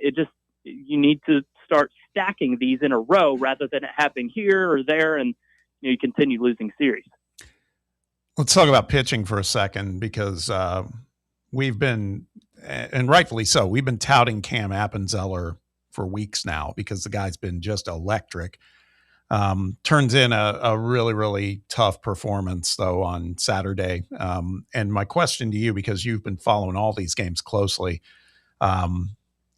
is that we just think that's a bump in the road for somebody that talented? And some of it might just be also a tip of the hat to LSU, who I think worked him really, really well, too. Yeah, I think it'll be more so an outlier. He struggles with command there at the very beginning of his outing, is able to get out of the seventh, only allowing one run, which kind of felt a little bit like a win after that inning. And then in the eighth, Blaine Brown dives for the ball, which leads to a run. Obviously, that's something that can't happen. I think that's a little bit deflating for Cam in that moment. Gets out of the eighth, sure, only with that one run scoring, but then in the ninth, that's where things get sideways. It just didn't feel like he had it. And, I think it would have made sense to make a pitching change a little bit earlier in the ninth, or not even bring him out at all. I know it's hard to say that because of how good Appenzeller has been and how much just overwhelming trust you have in him going into that game and that outing. But you could tell from the jump, it just was not his night. And that's going to happen, he's still a freshman and early in his, collegiate baseball career. So he's not going to be perfect every time. I mean, it took him over 21 innings to allow a run. He's been unreal. So I still have the utmost faith in Appenzeller. Tennessee will go back to him in big moments again. He'll continue to be one of the top bullpen arms. More so, just think this is going to be a bump in the road, and you could kind of tell it early on that it wasn't going to be, one of those great Appenzeller games that we've come to know and love. All right, Jack, we've been having this conversation about what it takes to make the NCAA tournament for Tennessee. Right now, the Vols are 8-10 in the league. Our boy Rusty says 14-16, you are comfortably in. 13-17, you are likely in. Do you agree with that assessment? Yeah, Shumpert and I have been saying on our pod that 13 is the number you got to get to at least feel somewhat like you have a chance. And I haven't dove into the RPI and how that looks right now. Obviously, things will change. But, yeah, it feels like if Tennessee gets to 13, you think they have around a 50-50 or higher chance to make it. Anything lower really doesn't feel likely. And in 14, I would agree with Rusty that you're safely in. Now, the path to that, when I laid it out before the Mississippi State series, it had Tennessee going 3-3 in these 2 weekends against the Mississippi schools. Tennessee goes 4-2 in these two. So in my opinion, they've actually gotten a game over expectation because of that series sweep in Starkville. So Tennessee is, looking pretty good in my opinion to make the tournament. I would bet on them making the tournament, but anything can happen, obviously, and these teams aren't cakewalks the rest of the way. No, not at all. I got to tell you, I've talked about it on the show, the series, not so much. I mean, Alabama is going to be tough, obviously, upcoming, but the one that always gives me heartburn is when you have to go to Lexington and play Kentucky in their wonky style of baseball that works, it works for them. So I think that's the thing. I keep wondering in these next two series, what do we have to come out of as far as, ideally, you'd like to win both series. I don't know if it's realistic because I worry about Texas coming back here after that because Texas is a wagon too. I mean, it's a tough road ahead. We don't have a South Carolina or a Missouri to pick on. We've already played Missouri and don't play Carolina. Right. Yeah, I think Tennessee has to go 3-3 bare minimum. Yeah. In these 2 weekends, I in my initial projection of Tennessee getting to 13 SEC wins before Starkville, I would have had Tennessee going 4-2 in these upcoming 2 weekends. But since they got one over expectation these past 2 weekends, I'll say 3-3 is the floor, which would require you win at least one of them. And which one's more likely? It feels, I know Kentucky swept Bama to open SEC play, but it feels like Bama's been a little bit more dangerous in SEC play. So it's hard to say which one is more likely for Tennessee to win. you'd say the home one, right? But Tennessee's been so bad at home, it doesn't really feel like that should factor in too much. Kentucky's always given Tennessee fits, but I do think this Tennessee team, the way they play, is actually a bit more well equipped to handle that, right? Like pitchers handle the run game much better, and I just think the small ball won't kill Tennessee like it has in the past. And Tennessee plays relatively good defense too. Things should be mostly fine, but 3-3 has got to be the floor, and you'd love a series win this weekend for sure. All right, Jack Foster, RockyTopInsider.com. Jack, appreciate the time. Anything else as it pertains to Tennessee baseball that is on your mind that perhaps we didn't ask about? No, I don't think so. I just want to continue giving Evan Blanco a ton of credit. It feels like he's been the most underrated player on this team so far this year. He has just been unbelievable on Sundays, every outing but one, really. That Vandy game where defense failed him too. But just eating 6 to 7 innings every single week and not needing Tennessee to go deep into its bullpen for the most part has been, a huge thing for this team. And I know Tennessee hasn't been, overwhelmingly great on these Sundays. And sometimes like Game 3 LSU, Blanco doesn't get the win, but, he's done a lot for Tennessee this year, and it needs recognition. Hey, speaking of that, I watched Blanco's body language walking off the field when he left yesterday's game. That, presumably out of the inning, 2 outs, pop fly, and then, the ball falls. Do you think that was attributable to, it felt like Marin went too far out, first of all, in my opinion, but also do you think some of that wind we were talking about contributed to them just not being able to get a good read on it? Yeah, it could have caused the ball to carry a bit more. It didn't feel like Manny's play to make, in my opinion. He's running out there and maybe it's pushing, but to me, I thought Wright or Brown should have called off Marin and made the play. Ultimately, I think it's the center fielder's responsibility, so probably should have been Wright, but it did kind of see like Blaine may have gotten a better look at it off the jump and just kind of let Marin handle it, and Manny is unable to really catch up to it. And that's a hard play to make for Manny too, like over your shoulder, sun involved and everything like that. It's tough. It's way easier for Wright or Brown to make that play, but it's I guess it's a little bit tough to say for sure. Excellent stuff as always, Jack. Really appreciate the time. Everybody go follow him on X, and of course RockyTopInsider.com. The great and powerful Jack Foster. Thanks so much, man. Appreciate it, Russell. Y'all have a good one. Thank you, Jack. Jack Foster, RTI, one more time this afternoon on the show. It's going to be an interesting march to the finish for this Tennessee baseball team. And man, I hope, I don't know. The fan base, I mean, we had a big crowd over there on Saturday night. Looked like a pretty good crowd yesterday. I think that they're still into Tennessee baseball. They just want a reason to believe with this group. And, we talk about the pitching and fielding. I heard Bino say this earlier on Basilio shows, like pitching, fielding, that stuff is not why Tennessee is struggling right now. We are struggling because we can't hit the baseball. We're not hitting. We're not getting on base. We're not hitting the ball out of the yard. We're not doing the things that this program was built on. But maybe I'm looking at this thing through orange-flavored glasses. I just see too many. Like, I think Ford is a dude. I think Blake Grimmer, Levi Clark, I think Jack and I kind of disagree on that. I think he's a good hitter. I mean, he went 4 for 10 this weekend with 2 home runs. I think Abernathy is a talent.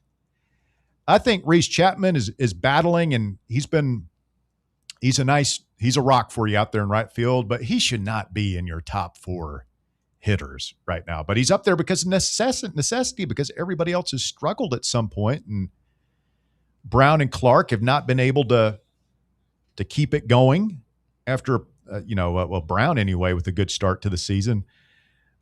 Just need these guys to start hitting. There's too much talent out there, and I know it's not 2024.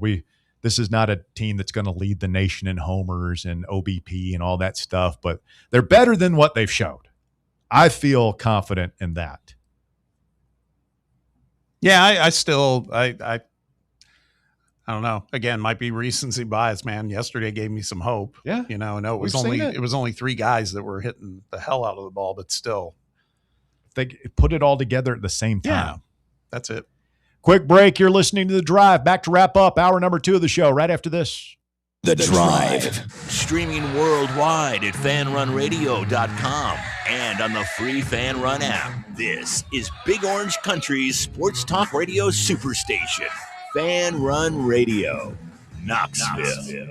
It's baseball time in Knoxville. Your Knoxville Smokies are back home all this week. We start the week off Tuesday and jump right into our final matinee game on Wednesday with first pitch at 12:30. Thursday is Knox Vegas Thirsty Thursday with half-off draft beers, and the weekend, you know it's rockin' with Feel Good Friday, dancing with the Smokies on Saturday, and post-game fireworks, and it's halfway to Halloween on Sunday. Don't miss a minute of the action. Reserve your seats now at smokiesbaseball.com. White Claw is taking hard seltzer to new heights with White Claw Surge. At 8% alcohol, White Claw Surge is a stronger wave of refreshment that doesn't compromise on taste. Available in 4 bold waves of flavor like ripe blackberry, citrusy blood orange, zesty natural lime, and tart cranberry. Check out your favorite retailer in-store and online for the White Claw Surge Variety 12-pack and 16-ounce single-serve cans. White Claw Surge. Please drink responsibly. Are you ready for the start of a new season? Maybe looking for your team to go on a tournament run? Get game day ready with Crumble. Head on over to your nearest location and pick up 12 pre-selected cookies plus exclusive toppers. When you're looking for dessert options, there's no question about who you should call on. Our listeners already know. Last year, the Dubai chocolate was a home run, along with the brownie batter. Oreo crumb was another crowd favorite. What new flavor will set the standard this season? If you're in the Knoxville area, there are 3 locations ready to serve you: Clinton Highway, Parkside Drive, and Maryville. Download the Crumble app to build your best lineup and vote on the best combos. You can even put your bid in to request a new flavor. Order in the app and slide on over to your nearest location. Tell them Fan Run sent you, and as always, it's for the fans, by the fans. Don't miss the cookies. A brand built in Tennessee and born from the love of the game. Inward Half revolutionizes golfing comfort.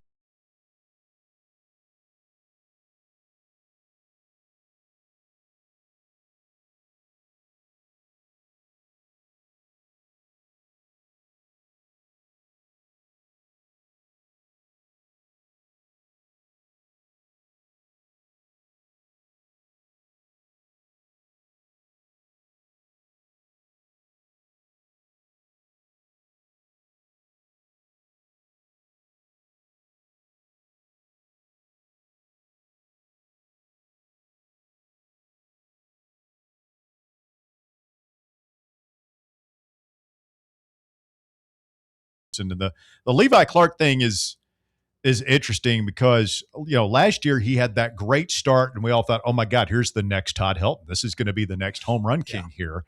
And then he cooled off, as freshmen do sometimes when we got to SEC play. Levi Clark in his first 15 SEC games, or I'm sorry, his in 17 SEC games last year, he hit 220. Which is not great. It's not horrible, but it's not very good, right? In 15 SEC games this year, he's hitting 278. That's a good batting average. Yeah, it is. In SEC play. Sure. So, like, I just think you got to – and I hear what Jack is saying about not moving him up in the order. Like, hey, he's finally doing something. Let's not move him up to the top of the batting order and put a bunch of pressure on him and all this stuff. But – he's starting to come around, I believe. And I go back to a quote that Elander had at the beginning of the season. He said, you look at this is before the struggles had begun, right? And he said, you look at those 3 big leaguers out there, and he was referring to Clark, Brown, and Henry Ford. Now, obviously, Brown's going through it, but I don't want to run him off. When he puts weight on, like, he's so skinny, man. When he fills out his frame and learns how to hit, how to really hit, like, he's got a lot of potential there. So I'm trying to take the long view with him. Obviously, he is on the struggle bus big time right now. And maybe you look at doing something else there in left field if you're Josh Elander. You might. Yeah. But I think Levi Clark, if this team is going to make the tournament and do anything in it, he's going to be at the center of it for me. Well, I think you bring up a good point, too. The Levi Clark slump that started things off, I do feel like he's coming around. Yesterday, obviously, he came around. We've seen the kind of peaks and valleys with Jay Abernathy. We're seeing it now with Blaine Brown. When I started doing the math and saw that 2 for 25 over the last 7 games, it's like, my God, man, that's brutal. But it does give me, I try to hold out hope that all of this comes together at some point, where they're all hitting. It feels like we've been suffering through slumps for these guys, one or the other, all the way through the season. Well, that was kind of why I asked that question to Jack, is like, at what point do you just say, all right, these 3 or 4 guys, this is the core of my team, and we're going to ride or die with this guy, and we're just going to hit you guys 1 through 4, and like, y'all better figure it out or we're not going to the NCAA tournament. Yeah. Which begs the question. We've never asked this on the show because it's never come up. Is there such thing as a college baseball NIT? I don't think so. I don't think there is. I don't think there is. I don't want to find out, although we might win it this year. 865-966-3435, your number, 966-3435. JoJo 420 says Tennessee baseball is dead this year. Time to get ready for football. First of all, is 420 still a thing, Bear? Do you guys celebrate that? Is that still cool? That is today. What's that? 420? That's for like the younger set. It's kind of like people go out and drink on New Year's Eve. It's amateur. Yeah, 420 is every day for the real pros. I've seen a lot of people having fun with Aiden Holloway with the 420 posts on social media. It's pretty good. Yeah. That guy's I'm not a grass expert. It's also Hitler's birthday, right? Believe so. That's what it was. Hitler's birthday, the Columbine massacre, and 420. Oklahoma City. Really? Yeah, that's right. Yeah. Not a good day. Head on a swivel. 420 out there between the stoners driving around and awful historical events seeming to happen on this day. It's just kind of a cursed date. When I think the Branch Davidians happened around this time. I think so. Not this date, but right around this time. No, I think it did happen this date. That's still on the we power ranked. That's why Oklahoma City happened. McVay was blowing it up like as a because he was raging against the government for going in. Wow. To Waco. What's your favorite cult all time? Favorite cult? Yeah. I don't know. Texas A&M. Pretty close. Well done, sir. Well done. Branch Davidians was April 19th. So it was 93 yesterday. Yeah. Wow. Well, that place went up like the 4th of July. Did I tell you I went there? No, really? Yeah. I was driving through Waco a couple of years ago. Said, I got to go. It was eerie. It was really weird. Could have gone and checked out Magnolia, but instead you went. What's Magnolia? That's the Gaines, Chip and Joanna Gaines. That's their whole enterprise down there. You familiar with who they even are? I've got nothing for you right now. Okay. They were stars at HGTV. They became national stars for so big Baylor Bear fans. Yeah, they're in Waco. Yeah. Okay. Nice couple. No, I went to the Branch Davidian compound site. Yeah. It was eerie. Something uplifting. Yeah. I mean, inspiring. Stay with us. Hour number 3 of The Drive coming up. It's Fan Run Radio. The Drive. Fan Run Radio, the flagship station for Tennessee fans. This ain't no wishy-washy, limp-wristed, kale-eating, half-ass sports radio station. We're your in-your-face, truth-telling, say it loud, flag-waving, face-painting, hardcore, bring the noise, causing a ruckus, don't give a damn sports station. Sports talk that doesn't just hang up and listen. For the fans. This is Fan Run Radio. Get some. Hey Knoxville, Surfside iced tea and vodka made with real brewed tea is only 100 calories, 2 grams of sugar with no bubbles and no troubles. That's right, zero carbonation, so it's easy to sip and enjoy. Headed to a game day or party at a friend's house? Bring an iced tea or lemonade variety pack from Surfside, or try their green tea and new raspberry tea vodka. Find the can with the sunset stripes this season. Surfside iced tea and vodka, sold at bars, restaurants, and stores near you. Surfside iced tea and vodka, sunshine in a can. Must be 21 or older. Enjoy responsibly. Citizens National Bank. Experience the thrill of traveling with C&B's exclusive travel program. Customers age 50 and above with a Plus Perks checking account can participate, ensuring a safe and delightful travel adventure. Take a day trip or an overnight trip. Travel domestic or international. C&B is always on the go. Citizens National Bank. Banking never felt so good. Member FDIC. At Knoxville Insurance Group, they understand the challenges many consumers face when searching for insurance coverage. That's why whether it's for you, your family, or your business, they create a coverage plan specifically for your unique needs. Knoxville Insurance Group is an independent firm, which means they aren't beholden to just one insurance company. They search multiple companies, acting as your negotiator to find you the best possible policy and price. Start a quote in minutes at KnoxvilleInsuranceGroup.com or call them today at 865-694-9788. eBay Motors is here for the ride. Go ahead, feel your engine. Admire that perfectly installed exhaust. Your vehicle's moving along this freeway like it was made from fresh installs and a whole lot of love. With eBay Motors, you get over 122 million parts to keep it running. And with eBay Guaranteed Fit, they'll be the perfect fit every time. Plus, at these prices, well, we're burning rubber, not cash. Keep your ride or die alive at ebaymotors.com. Eligible items only. Exclusions apply. What is dedication? The thing that drives me every day as a dad is Dariana. We call him Day Day for short. Every day he's hungry for something, whether it's attention, affection, knowledge. And there's this huge responsibility in making sure that when he's no longer under my wing, that he's a good person. I want him to be able to sit back one day and go, we worked together, we did a good job. That's dedication. Find out more at fatherhood.gov. Brought to you by the U.S. Department of Health and Human Services and the Ad Council. You're listening to FM 105.7 and AM 1340, WKGN Knoxville, and W289CU Knoxville. Fan Run Radio. We really need to get some branded stuff. Shirts, hats, promo items, something professional. I mean, we could just find a website and order a bunch of it ourselves. You could, but you're taking a big risk. You don't know the quality, the fit, the timeline. It's a roll of the dice. Yeah, I guess. But isn't that how everyone does it now? Not the ones who actually care about how their brand looks. Look, if we're putting our name on it, it needs to be done right. We need SM Athletics. SM Athletics? Yeah. They specialize in working with businesses like ours. Apparel, hats, promo gear, but real, customized stuff. They actually care if it turns out right. Probably a lot better than getting stuck with 100 t-shirts with crooked logos. Exactly. Plus, they'll walk you through everything. Sizing, colors, material, so it matches the image we're trying to build. Makes sense. What's the name again? SM Athletics. Trust me, if you want to look like a real company, not a flea market stand, this is the move. If you're serious about your brand, work with people who are serious about getting it right. SM Athletics.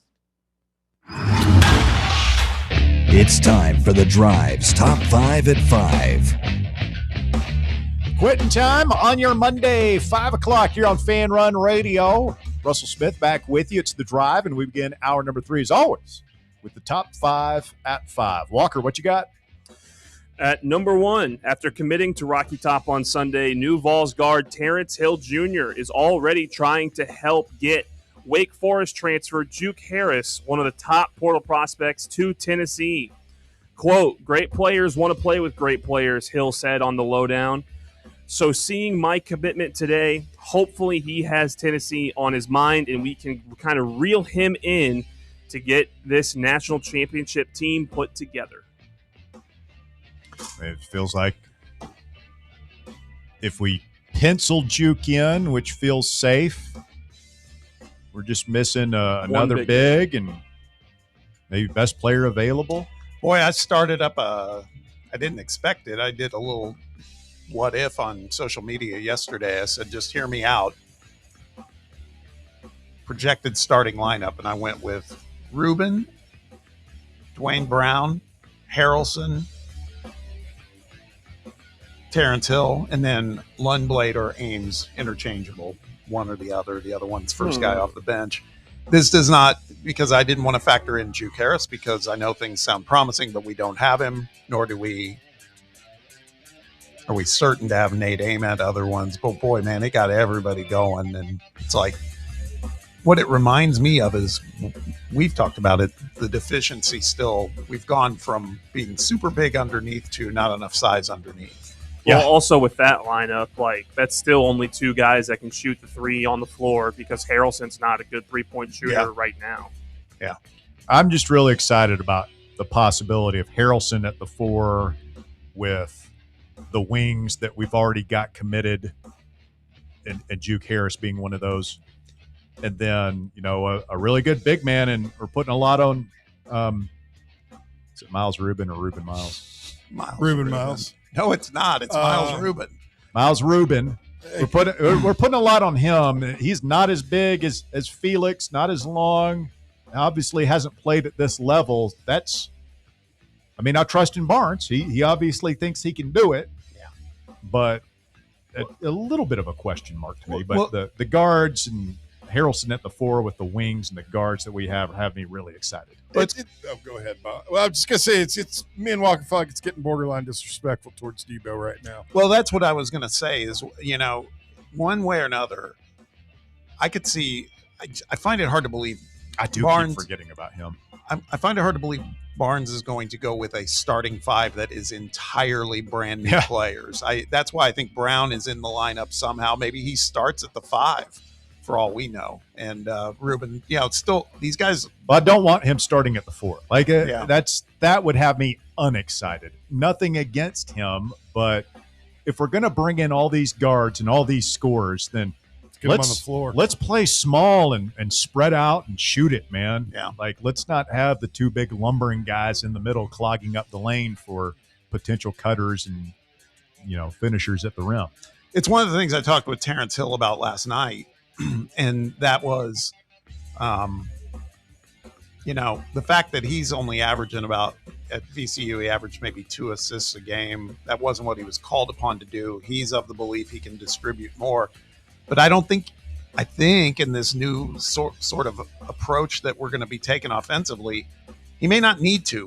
We may not need the point guard who is, unless it's Tyler Tanner that somehow comes there. We don't need the point guard that's going to be in there 38 minutes, handles the ball exclusively like Jacoby had to. You got Ames who can distribute, average 3 assists a game. You got Harrelson who averaged 3 assists a game. That Troy excites Henderson. me. What's that? Troy Henderson too, but I'm thinking as far as starters go. Yeah. I think it's kind of exciting, honestly, just kind of take that different approach. At number 2, Tennessee baseball, despite a win on Sunday, lost the home series to Ole Miss this weekend with losses on Friday and Saturday. Josh Elander spoke to media after the series and said, quote, "If you want to be consistent and have success, you need to dominate the average play," Elander said.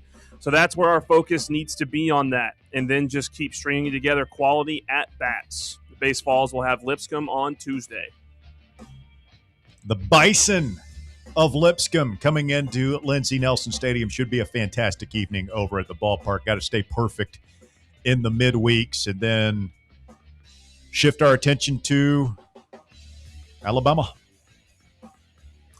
Is that series at home or is that at Alabama? It's here. It's here? Okay. So we got, 2 home and 2 aways. Yep. Alabama at Kentucky, Texas here, at Oklahoma to wrap it up.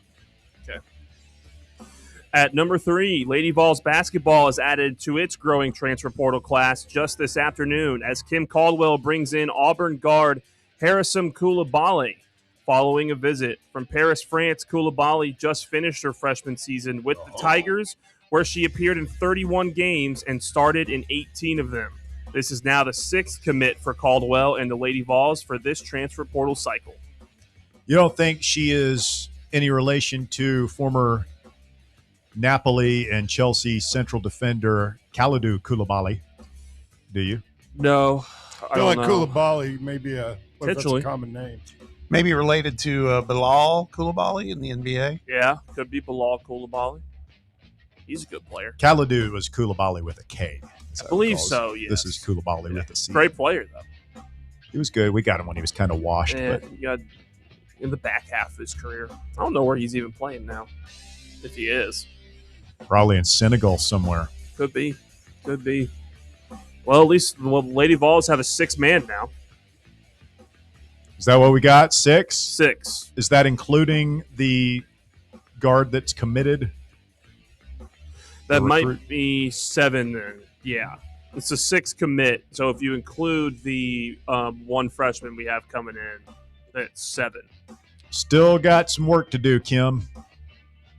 Need a few good ladies. Certainly do. At number 4, the first round of the NBA playoffs began this weekend and rolls on today with 3 more matchups. The Raptors will play the Cavaliers at 7 p.m. with Cleveland up 1-0. The Hawks play the Knicks at 8 with New York up 1-0. And the Timberwolves play the Nuggets at 10:30 tonight with Denver up 1-0 in the series. Any of that do anything for you, Bob? No, I think what surprised me, though, last night, Orlando taking down Detroit in Game 1. That was a good game. As a matter of fact, Detroit may lose that series. I really believe it. Orlando can kind of match up with them physically. I can't. I don't know if anyone here watched it or heard about them. The game that they lost to Boston's backups for the last game of the season for them when they started their starters was just awful. And then they get beat by a not great Philadelphia team in the first play-in. If they play well for 4 games, the Magic are really good. But I can't expect them to play for 4 games well. Bear, can you name an Orlando Magic? Oh, it's my favorite game. I was waiting for you to bring it back. Let's see here. Of course, there was Shaquille O'Neal. Current. Can you name a current Orlando Magic? Wemby plays for the Spurs, so no, it's not. Certainly. All right, so we're gonna throw some names at you. Now, I wouldn't expect you. Full disclosure, I couldn't name a Magic. You couldn't name. I couldn't name a Magic. No, I don't watch. I don't know that I can name a whole lot of I can name their starting 5, probably. Wow. You've ate got up with issues. So, I mean, I might be. No, I could. I would just say we're going to throw some names at you, Bear, and we'll be interested to see if you can remember it because we're going to circle back to this probably the day after tomorrow. So you're going to read off names and have to tell you whether they're a real actual player? Or? No, we're just going to give you some names. I'm just going to give you some names, and you have to just remember. That's all you remember for 48 hours is all you have to do. Okay. Paulo Banchero. That's right. Banchero. Old scrub from Duke. Is it the Wagner brothers? Both of them play for the Magic? Franz and Mo. That's pretty cool. Franz and Franz. They've got a lot of money tied up. Like who was the guy who played for Michigan with all the back knee? That was Mo. That was Mo. He on the roids? He just had a lot of back sits. That's kind of gross to look at. It's like, dude, put on a T-shirt.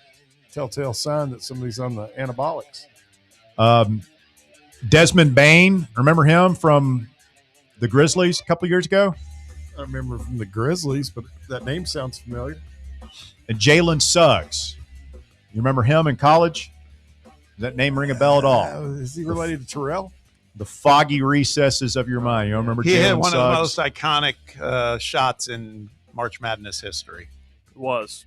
Drawing a blank on him. In the Final Four, he played for Gonzaga. He was playing against UCLA, and this was the tournament after COVID, so the stadium was empty. They were playing against Baylor, right? No, this was against this UCLA. was the Final Four when they lost to Baylor in the final before then. And he hit a shot to beat UCLA at the buzzer, and then did the Dwayne Wade, jumped up on top of the scorer's table. Yeah, I mean, it all runs together now, to be honest. All right, so those are the Magic. We'll see if Bear can remember any of that. 48 hours. You could 48 seconds. I said Desmond Bane. No, I thought you said Bane. I heard Bane. Poncho. All right, finish up strong for us, Walker. Okay. Oh God.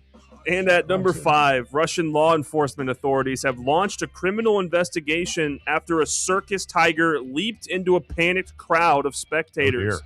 The incident occurred while 3 tigers and 2 trainers were inside a performance ring, according to eyewitness video. When the barrier separating the audience from the animals collapsed, one tiger jumped over it and rushed into the seating area. Video from the scene showed the tiger moving through rows of seats while some spectators scrambled to flee. A second video captured a trainer attempting to steer the animal toward the exit along the empty back rows as families with young children watch by. The trainers eventually managed to direct the tiger into a secure area, and no injuries were reported among the spectators, according to local officials. So what's the play there if you're there with kids? Because I did see this video, and it's a kind of a small auditorium-like thing with rows, and there were some people who obviously got the hell out of there, but there were a couple of parents with their kids just sitting still, waiting it out. Do you run? Do you try and get the hell out away from them as quick as possible, or you just sit there and hope that the cat goes elsewhere and the people who handle it can get it to safety? As crazy as it sounds and as hard as it would be just to fight back the fight or flight whole instinct thing, I mean, I've always read, like, if they'll chase you. Yeah, cats, it will activate their predator-prey instinct, and they'll chase you down. That and tigers specifically, there's only, I think I can never remember all four. There's only 4 animals on Earth that hunt humans naturally. Tigers are one of them. Lions? Mm-mm. Really? Nope. It's tigers, crocodiles, polar bears, and I can never remember the 4th one. That's tough, man. So a tiger will just hunt you. Yeah. I've got a good book I have not read. I've had it in the chamber for a while now, but it's about like a tiger on the loose, like hunting people in the late 90s somewhere in Asia. Yeah, I think I know. Sounds terrifying. They've had several over the What was that movie about the lion in the 90s? Ghost in the Darkness? Yeah. They were like trying to build a railroad. Yeah. In Africa. Yeah. And the lions, there was a lion just hunting people. Yeah. Terrifying. Well, remember that whole scene in Apocalypse Now where the guy gets off the boat? That was a tiger, right? Yeah, but he was like, it was Don't get off the boat. Don't get off the boat. Never get off the boat. This is Nam. There are rules. It looked like one of those, the facility looked like one of those tent deals. Like, they set it up like at the mall. They just did one where they did like a water circus or. Yeah, that's what it looked like under the big tent. Yeah. And it was not a good contraption. It was not a safe situation. This is in Russia. They did not have a proper cage around these animals because it basically fell down for a little bit. Yeah. Yeah. And the tiger was outie into the crowd. Oh, here it is. I found it was a little off. It's polar bears, tigers, leopards, and Nile crocodiles. Golly, man. Remember Rick? I think it was Rick or Brandon one back in the old days brought that story about the crocodile that had I know like the 600, 700 people. Yeah, I know the polar bear is ferocious and would be a horrible way to go, but there's something about crocs that just freak me out, man. Death like roll? that would be the worst, I think. I think it'd be a polar bear because they aren't trying to kill you. They're just eating you. They just eat you alive. But I feel like the chances of you getting your throat slashed or something and bleeding out and dying pretty quickly from the polar bear are pretty.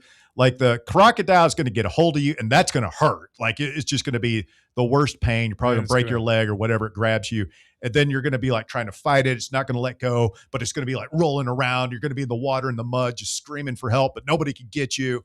Oh my God! Yeah, that feels like that could be a while. Crocs are nimble too, right?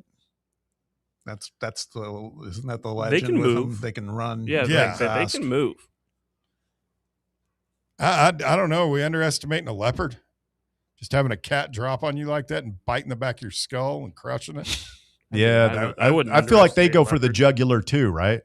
Yeah, and I mean, and a tiger. Oh man, the claws are what would be even worse than the jaws. I feel like because they got big, just sharp, just slash you. The thing that always freaked me out was when you go, like if you go to a zoo, which I don't go often because I don't really like them. But if you go to like the big cat enclosure, and usually by the time you see them, that feeling that they've already been looking at you long before you've ever spotted them. I feel like you go to the Knoxville Zoo. First of all, like those they're never out. No. And if they are, it's like sleeping way back in the corner. You're like, look, there it is. He's sleeping. He has no idea you're there. He's like, dude, wake me up when my next steak is here. Yeah. I know the cage. I'm taking a nap. you go ahead and check it out. I might get up and take a dump here in a little bit. I know I've said it on the show before, but those people who've never done it, if you want to watch something funny, Google Shaquille O'Neal and Zeus. What? Yeah. Absolutely insane. By the way, it's one of his funniest stories. Easy now. Did you see Barkley's bit on Inside the NBA? I'm thinking of this because you mentioned Shaquille.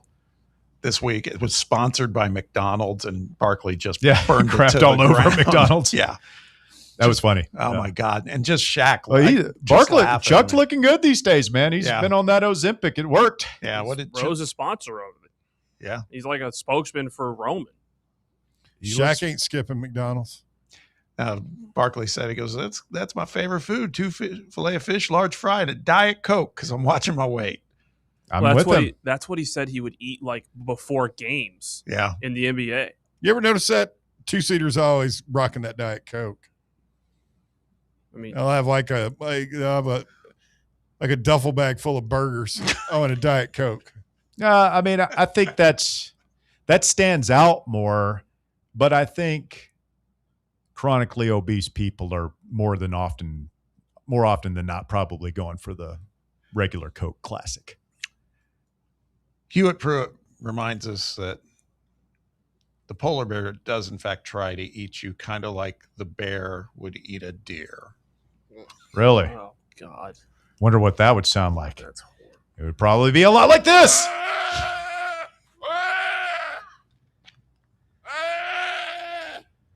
It's tough. I swear to God, if you listen to that and you didn't understand I thought that sounded like bear. Swear to God. It does a little bit. It does a little. Timothy says, just curious, did you swing by Dealey Plaza the next day on your Texas tour of the Macabre? Did you go down there? No, but I've been to Dealey Plaza several times. I've been there. Has it got a heaviness about it? What's that? You don't know what Dealey Plaza is? No. It's where JFK was shot. Oh. Multiple shooters. Yeah, that sounds by Lee Harvey Oswald. My first Dealey Plaza experience, because I don't know if you know this about me, Walker, but I'm a little bit of a JFK assassination buff.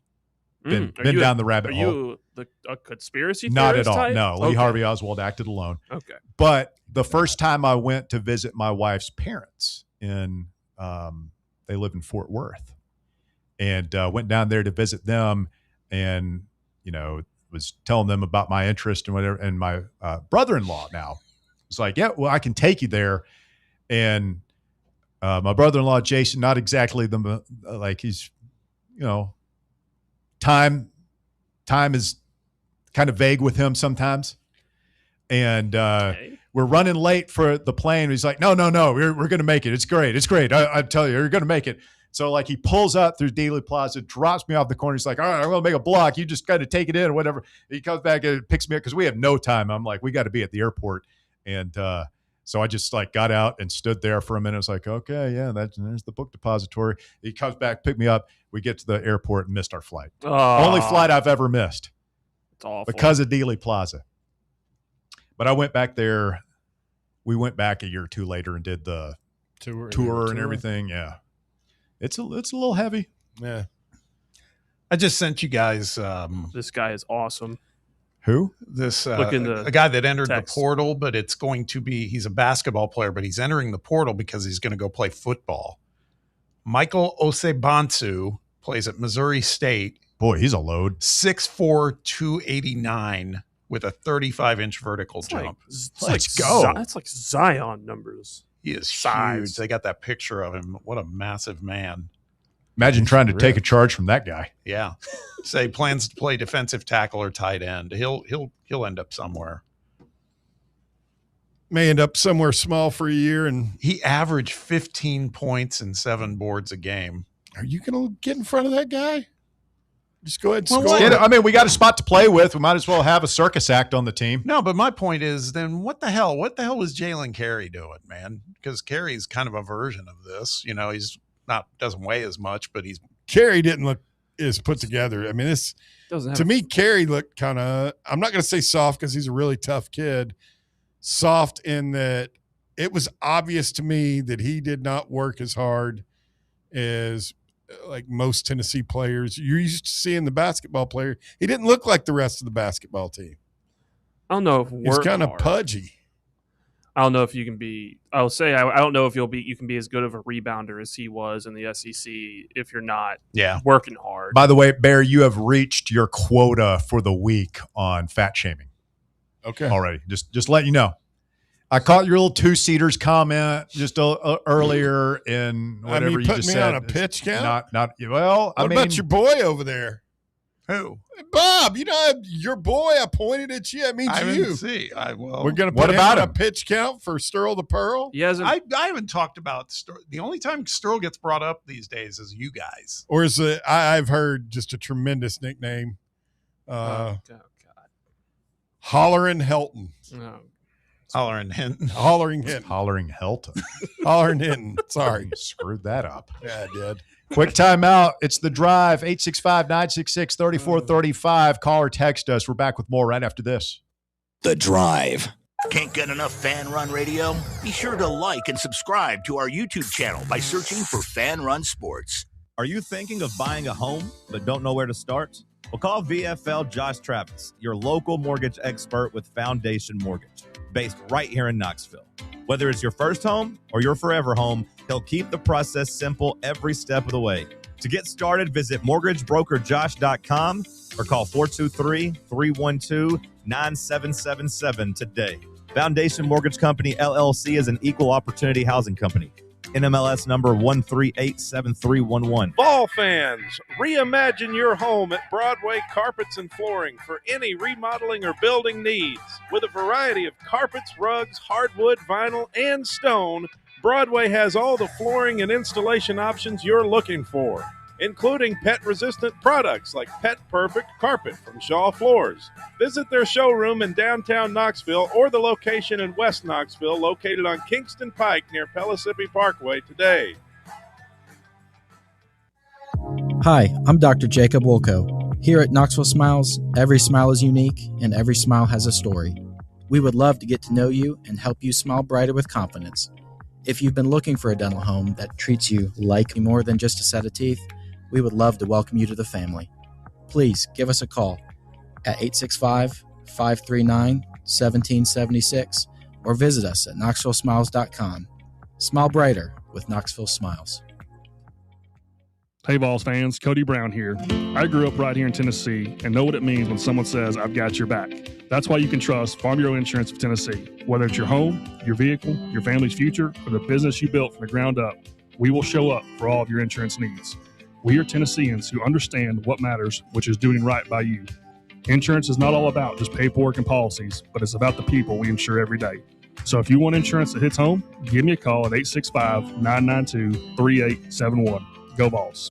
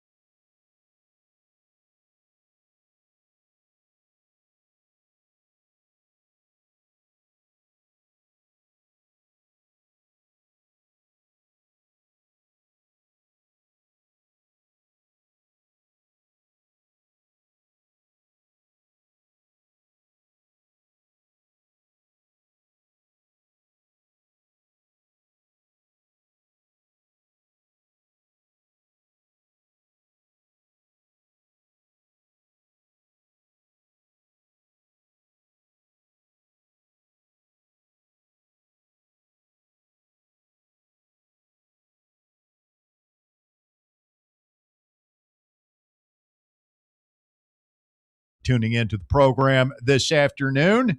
And yeah, it's NFL draft week. The draft starts Thursday in Pittsburgh. You like the draft moving around locations? Yeah, it's fine. I'll say kind of indifferent. One of the biggest things I've ever gotten wrong, like takes that freezing cold takes I ever had, was I remember when I was growing up, Walker, the draft was on Saturday and Sunday. And it was half of it on Saturday and half on Sunday. And when they moved it to Thursday night a couple of years ago, whenever that was, 10 years or so, roughly, I thought it was the dumbest thing ever. This is stupid. This is going to be the end of the draft. How could you mess up such a cool thing? Thursday night, first round of the draft is awesome. Is it? I think so. It is. Well, it takes so long. It takes a minute, but I think in this fragmented attention era that we live in, where you can't just sit and watch anything anymore. Like you're watching a baseball game, like you're on your phone the whole time, right? Like I think for that, you're watching the draft, the analysis of it, whatever. And there's like 5 different broadcasts now, right? Yeah. You can watch the ESPN, you can watch the NFL Network. There's like a college tilt, version of the draft that you can watch now. So I'm flipping between those. I'm on my phone. The interaction, the reaction to the draft. I love it. I love the Thursday night draft. I don't know. Am I in the minority on that one? No, I enjoy it as well.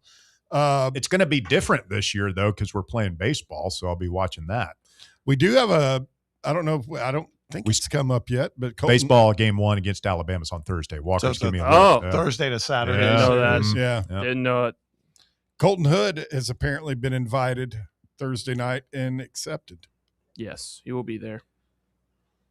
Is that a bit of a gamble on his part? I think so. I don't know. The more mock drafts I see, I saw one mock draft that had 3. He's not like he's not well known enough to where if he doesn't get picked, it's going to be nobody's going to be sticking there's Colton Hood and camera in his face. There he is. It's not going to be like Will Levis. Yeah, or Aaron Rodgers. It's not going to be one of those. AJ McCarron, I feel like famously was in there for a long time. Yeah. I mean, it's 420 Bear. Laramie Tunsil. Like, I mean, that was all time. It's awesome. Have you ever seen anybody happier than that kid when he took off that gas mask? The joy he felt.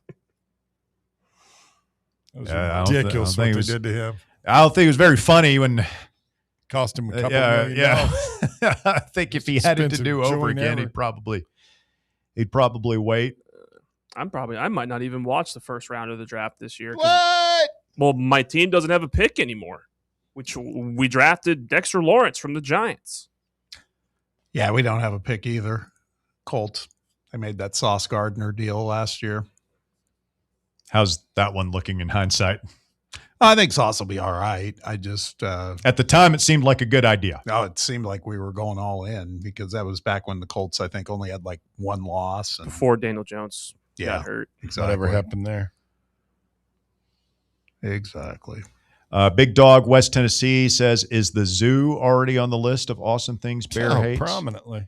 Zoos are on there. I'm pretty yes. Sure. Yep. What don't you like about the zoos, right? I mean, is just the whole concept of them. They're keeping wild animals. They're caged. They want to run free. Habitat. I mean, they serve a purpose, I guess. Serve a purpose. My kids used to love the zoo here in Knoxville. We got is it the red pandas? Red pandas. Yeah, those things are so they don't cute. really look like panda bears. So. Cuddly. No, they don't look like. It's very misleading. Mm-hmm. They're more like foxes. They're very cool. I do love the panda bears. Pandas are cute, but they're the other ones vicious, man. They can pandas? Be. Yes. Oh yeah, have you never seen? There's like I've always heard about videos of people rip your face off doing dumb stuff. I mean, they're a bear. Well, I've always heard that pandas are like some of the clumsiest, stupidest animals out there. They are. Yeah. How are the pandas doing? I remember that was a big thing when I was growing up. Like the pandas wouldn't get it on. They didn't like having making whoopee. I think they're doing okay. Do we have any pandas in the U.S. right now? Surely. I thought China took them back. I don't know. I mean, China owns them all. That was a big story on the news when I was growing. Like every day they were like, the pandas didn't do it again. We're trying to set the mood, the lighting, everything. They just would not get it on, those pandas. Probably because they were all in the zoo watching, and we're all watching them. Maybe give them a little privacy, maybe. Stage fright. Yeah, that's what I'm saying. According to quick research, pandas, there's still not that many of them, but they are starting to become less and less endangered. That's good. So they're working their way back. They're not in horrible danger right now. I like the pandas. They're cute. They're just pretty dumb. Yeah, they're cute until they can get within a paw's reach of you. Oh, and then look, he's trying to claw my eyes out. That's so cute. He's gonna rip my face off. Roberto is next. Hello, Roberto. Afternoon, gents. Yes. I sat through some pretty interesting conversations today. That was the pandas, though, Russ. I do remember that when we were kids. Yeah. The pandas will not have the sex. I think that's like how I learned about says like, Mommy, why are the pandas dying? What sex? What was the deal with female pandas? Always had a headache, or I knew they had to wash their hair. They weren't feeling it. Russ, that was the whole premise, right? Of like Ron Burgundy, right? Do you remember? It was like the panda was about to have a baby or something. Yeah. Yes, remember this? I think You don't remember this, Bob? Was this Anchorman 2 or 1? I don't remember. That was 1. That was one. Yeah. Oh, so funny. Yeah, but that was the whole premise, and I found it to be a funny joke because, like, when we were kids, Russ, that was a legit story when Ron Burgundy would have been a thing, kind of, so I always found that interesting. I digress from panda sex to so about Tennessee baseball. I just wonder, I was wondering aloud to myself, guys, I was looking at some notes that I'd made a long time ago because I was just mad at a game. As you said, you had a game, you're never really watching the game anymore. You're just putting stuff into your phone, or you're tweeting, or you're texting or whatever. And I was putting some notes because I was angrily texting myself. And I realized I'd said Josh Elander doesn't have a feel for his pitching staff, XYZ thing. And I said that on here. I do think he's actually getting better. Do you guys agree with that? I think he's getting a little bit better with his pitching staff. Yeah. I'm sure it's like anything else, man, where you're down there, it's the heat of battle, the crowd's going crazy. You've got a lot of feedback coming from your players, from the other dugout, from the coaches. Everybody's got get their 2 cents in. I'd imagine it takes a while to get the hang of that. Yeah. Another thing I think that we focused on a lot in the portal and elsewhere, especially with our starters, well, maybe not, I don't know. Our righties stink. Like, I think Coons is good. Mack is obviously good. Who's our next best righty? They need it to be Bo Rudy. I thought it was going to be Frederick, but it feels like Rudy is kind of. Frederick, was he a one-trick pony? I mean, he was at ETSU. I forget their conference they're in. Is it the SAC? He was conference pitcher of the year as a reliever in their conference, and he has come in and he has been dreadful. If he can't get movement, I mean, 84 into the zone, even if it's from, kind of underhand almost from where he's bringing it, that's going to get busted in this league, and it's proven over and over again. I think his ERA is like up to 10. When he came in that LSU game and gave up those back-to-back homers, the first one was on the first pitch. It looked like batting practice. Yeah, it was like, ooh. Yeah, you guys are talking about I don't know how to Aaron Beebe. Yes. Tate Aaron Beebe. You were talking about him, since here he had his 4-homer game, which is very impressive, by the way. He's only got 4 hits since then and blah, blah, blah. And that's still twice as many hits as Blaine Brown has since that series. Yeah, somebody threw that stat at us, and I was like, that's not terrible. It's not great, but it's not terrible either. It's not great, but Blaine Brown's 2 for 25 since that series, I believe, in SEC play. Yeah. Woof. And I've been stumping for it, and everybody's taking me to task and hitting me with the cat of nine about it online, and that's fine. I don't really care, but because I think most of those people are moribund idiots. But I keep saying, why is Abernathy not playing? So obviously it bothers you. You wouldn't have brought that up. No, I mean, they are taking me to task, but it doesn't actually bother me. I just find them to be nonsensical. But it was a little puzzling yesterday. Like why is Blaine Brown cost us on Saturday. That error he made, which was not considered an error because he never touched the damn baseball, is one of the worst plays I've ever seen a Tennessee player make in any sport, period. You know what I'm talking about? When he dove 6 feet when the ball was hit 11 feet in front of him and it literally bounced over him and went to the wall and sparked their run against us on Saturday? Anybody remember that? That was a huge turning point in that game. Yeah, it was bad. And if it's coming down to neither of them can hit. Fine, whatever. By the way, Abernathy's hitting over 300 the last 2 weeks. Whatever.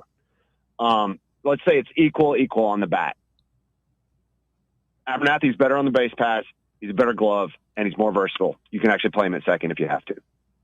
Where are we at? Put Grimmer in left and move him to second. I don't care.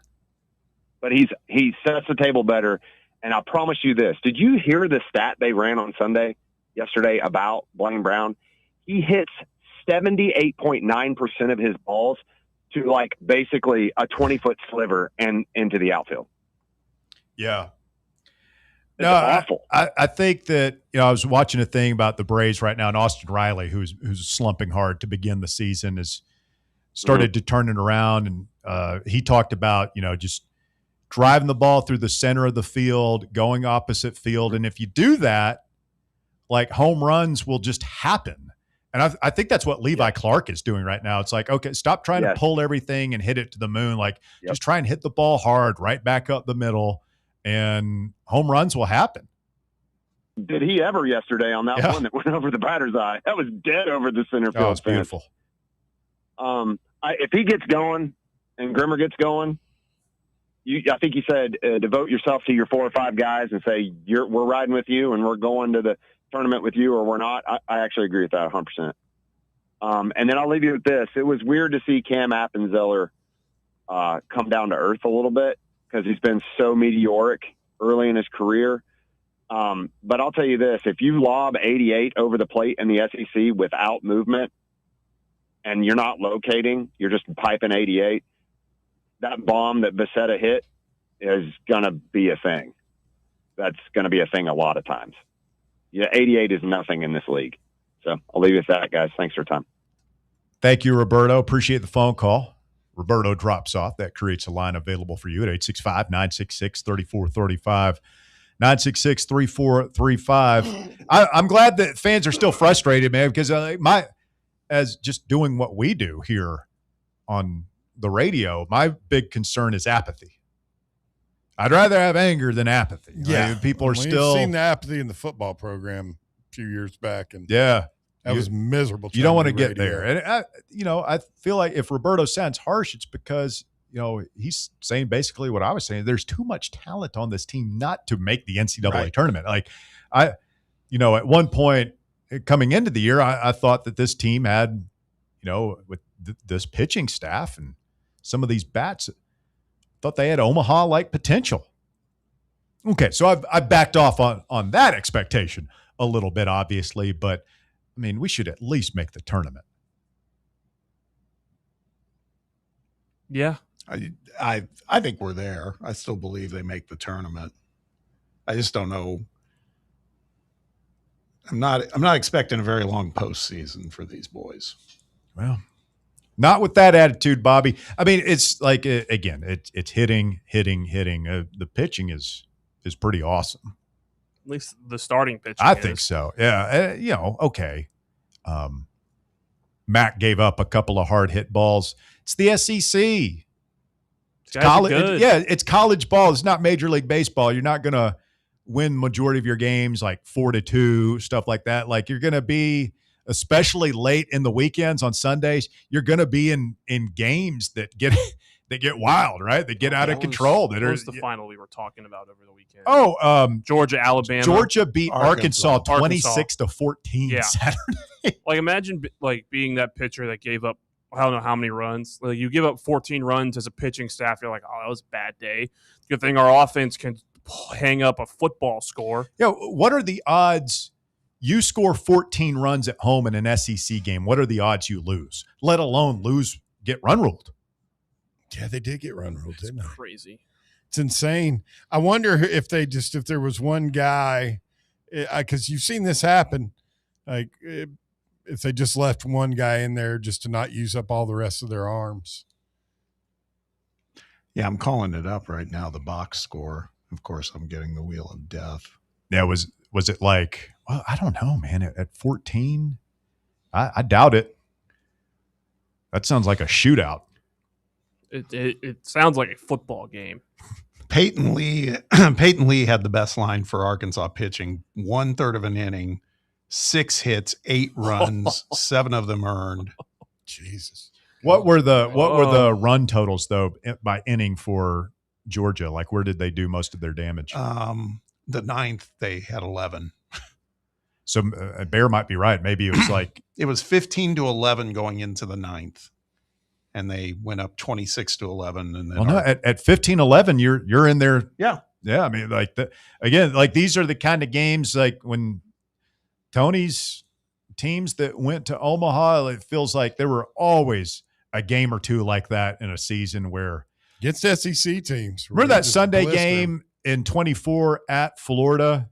Oh, was that the football helmet game or was that the year before? I think so, but we came back to beat them. Like SEMO went crazy, but they had us beat, and we came back and stole it from them. That game was so much fun. The LSU game 3 was that game for us this season, and they just took it from us. Our bullpen blowed up. Drink our milkshake. Their DH O'Shaughnessy had 8 RBIs. Their catcher had 6 RBIs. They had 8 home runs, considering we had 6 yesterday. So this is just a lot of hits. Yep. Georgia's good, man. They can mash. They stole our scored mojo, hadn't they? They scored in every inning except the second. 1 run in the first, 6 in the third, 2 in the fourth, 5th, and 6th, 1 in the 7th, 1 in the 8th, 11 in the 9th. It's a team that's swinging the bat hot, and they have guys that just go up expecting to hit every time. And I don't know that we have anybody that goes up there just expecting to get a hit. I mean, they might say that, but it feels like a lot of hope I can get a hit. And not for nothing, Arkansas gave up 20 earned runs. Georgia scored 26. Arkansas had 6 errors to boot in this game. Well, that's not helping. It's just a bad day. Just a bad day. That's a rough day at the office. Yeah. That's a bad day. All right. Speak now, forever hold your peace. The shocking conclusion of the drive coming up next. 865-966-3435. Your phone number to get on the show, 966-3435. Back to wrap up right after this. The Drive, the flagship station for Tennessee fans. This is Fan Run Radio. Where are the best ribs in the Volunteer State? Rickard Ridge. Who has the best barbecue catering packages in East Tennessee? Rickard Ridge. And where is the most beautiful setting to enjoy a meal with family and friends? Rickard Ridge. Rickard Ridge Barbecue. Just a quick ride up I-75, take exit 134, hang a right, and Rickard Ridge is on your left, just inside Cove Lake State Park. Located in Knoxville's historic Old City, Barley's offers great food, live music, the best draft beer selection in town, and now your new favorite place to watch sports. Their indoor projector is perfect for any weather, and they've revamped their upstairs area with more TVs to take in all of the action. Their menu features hand-battered chicken tenders, juicy burgers, fresh salads, and the tastiest pizza in Knoxville. You can enjoy their happy hour drink specials daily from open until 6 p.m. Barley's Tap Room and Pizzeria. Are you ready for the start of a new season? Maybe looking for your team to go on a tournament run? Get game day ready with Crumble. Head on over to your nearest location and pick up 12 pre-selected cookies plus exclusive toppers. When you're looking for dessert options, there's no question about who you should call on. Our listeners already know. Last year, the Dubai chocolate was a home run, along with the brownie batter. Oreo crumb was another crowd favorite. What new flavor will set the standard this season? If you're in the Knoxville area, there are 3 locations ready to serve you: Clinton Highway, Parkside Drive, and Maryville. Download the Crumble app to build your best lineup and vote on the best combos. You can even put your bid in to request a new flavor. Order in the app and slide on over to your nearest location. Tell them Fan Run sent you, and as always, it's for the fans, by the fans. Don't miss the cookies. eBay Motors is here for the ride. Go ahead, feel your engine. Admire that perfectly installed exhaust. Your vehicle's moving along this freeway like it was made from fresh installs and a whole lot of love. With eBay Motors, you get over 122 million parts to keep it running. And with eBay Guaranteed Fit, they'll be the perfect fit every time. Plus, at these prices, well, we're burning rubber, not cash. Keep your ride or die alive at ebaymotors.com. Eligible items only. Exclusions apply. It's based.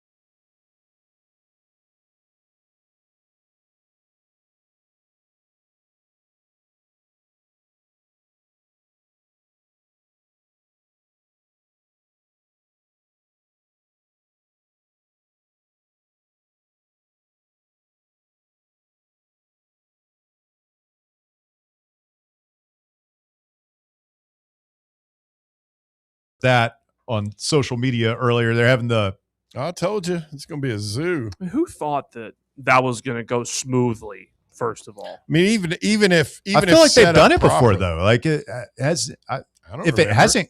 Oh, they've done this. This is at least the third or fourth year that they've done Adidas when they had to sell all their stuff. They do this periodically. They have a bunch of stuff and they sell it, but I don't recall that's ever gone poorly. And I don't know that this is some sort of cataclysmic situation. This might just be Magic Mike lashing out wildly because he's still mad about the baseball series from the weekend. Magic Mike, kind of a hothead. Very much so. But yeah, they just set up all that merchandise on tables I think it's right there on the indoor practice field. Mm-hmm. You go and grab your find stuff. what you want. Yeah, I saw it's they were like $25 polo shirts and stuff. So good prices. Yeah, I'm sure there's going to be a lot of stuff around there. It's also like this is last Buy year. helmets. This is last year. People could get Nike gear too. How so it's strict going to is be a my- lot of people going to get that. Mm-hmm. How strict is my no fat shaming thing for the rest of the week? I really used it all I up. told you, yeah. Like I knew a guy you're that lived dying next to, door aren't to Jim Chaney. And one of the times when he left here, those guys, when they leave places, they'll just box all that stuff up and give it away. Yeah. Like he gave it to this guy I know, and then he brought it over. It was like 3 or 4 of us. We started digging into it. I'm like, well, hell, because we called this guy he was called the Big. The Big. I was like, none of us can wear any of this stuff. It's all 4 and 5X. Wow. Sheesh.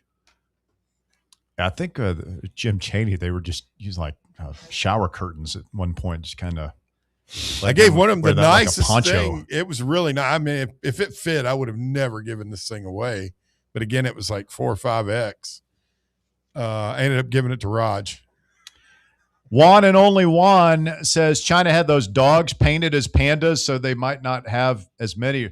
Was it? I thought it was a guy in a panda suit. I think you guys remember this? I think that both may be true. I remember. I think so too. In the panda suit, but they did have. They said, "Look, it's a panda bear." It's like clearly a guy in a panda suit.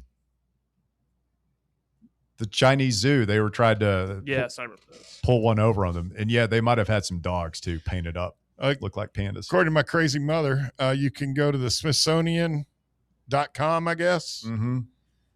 And you can watch the 2 beloved giant pandas, Bao Li and Qing Bao.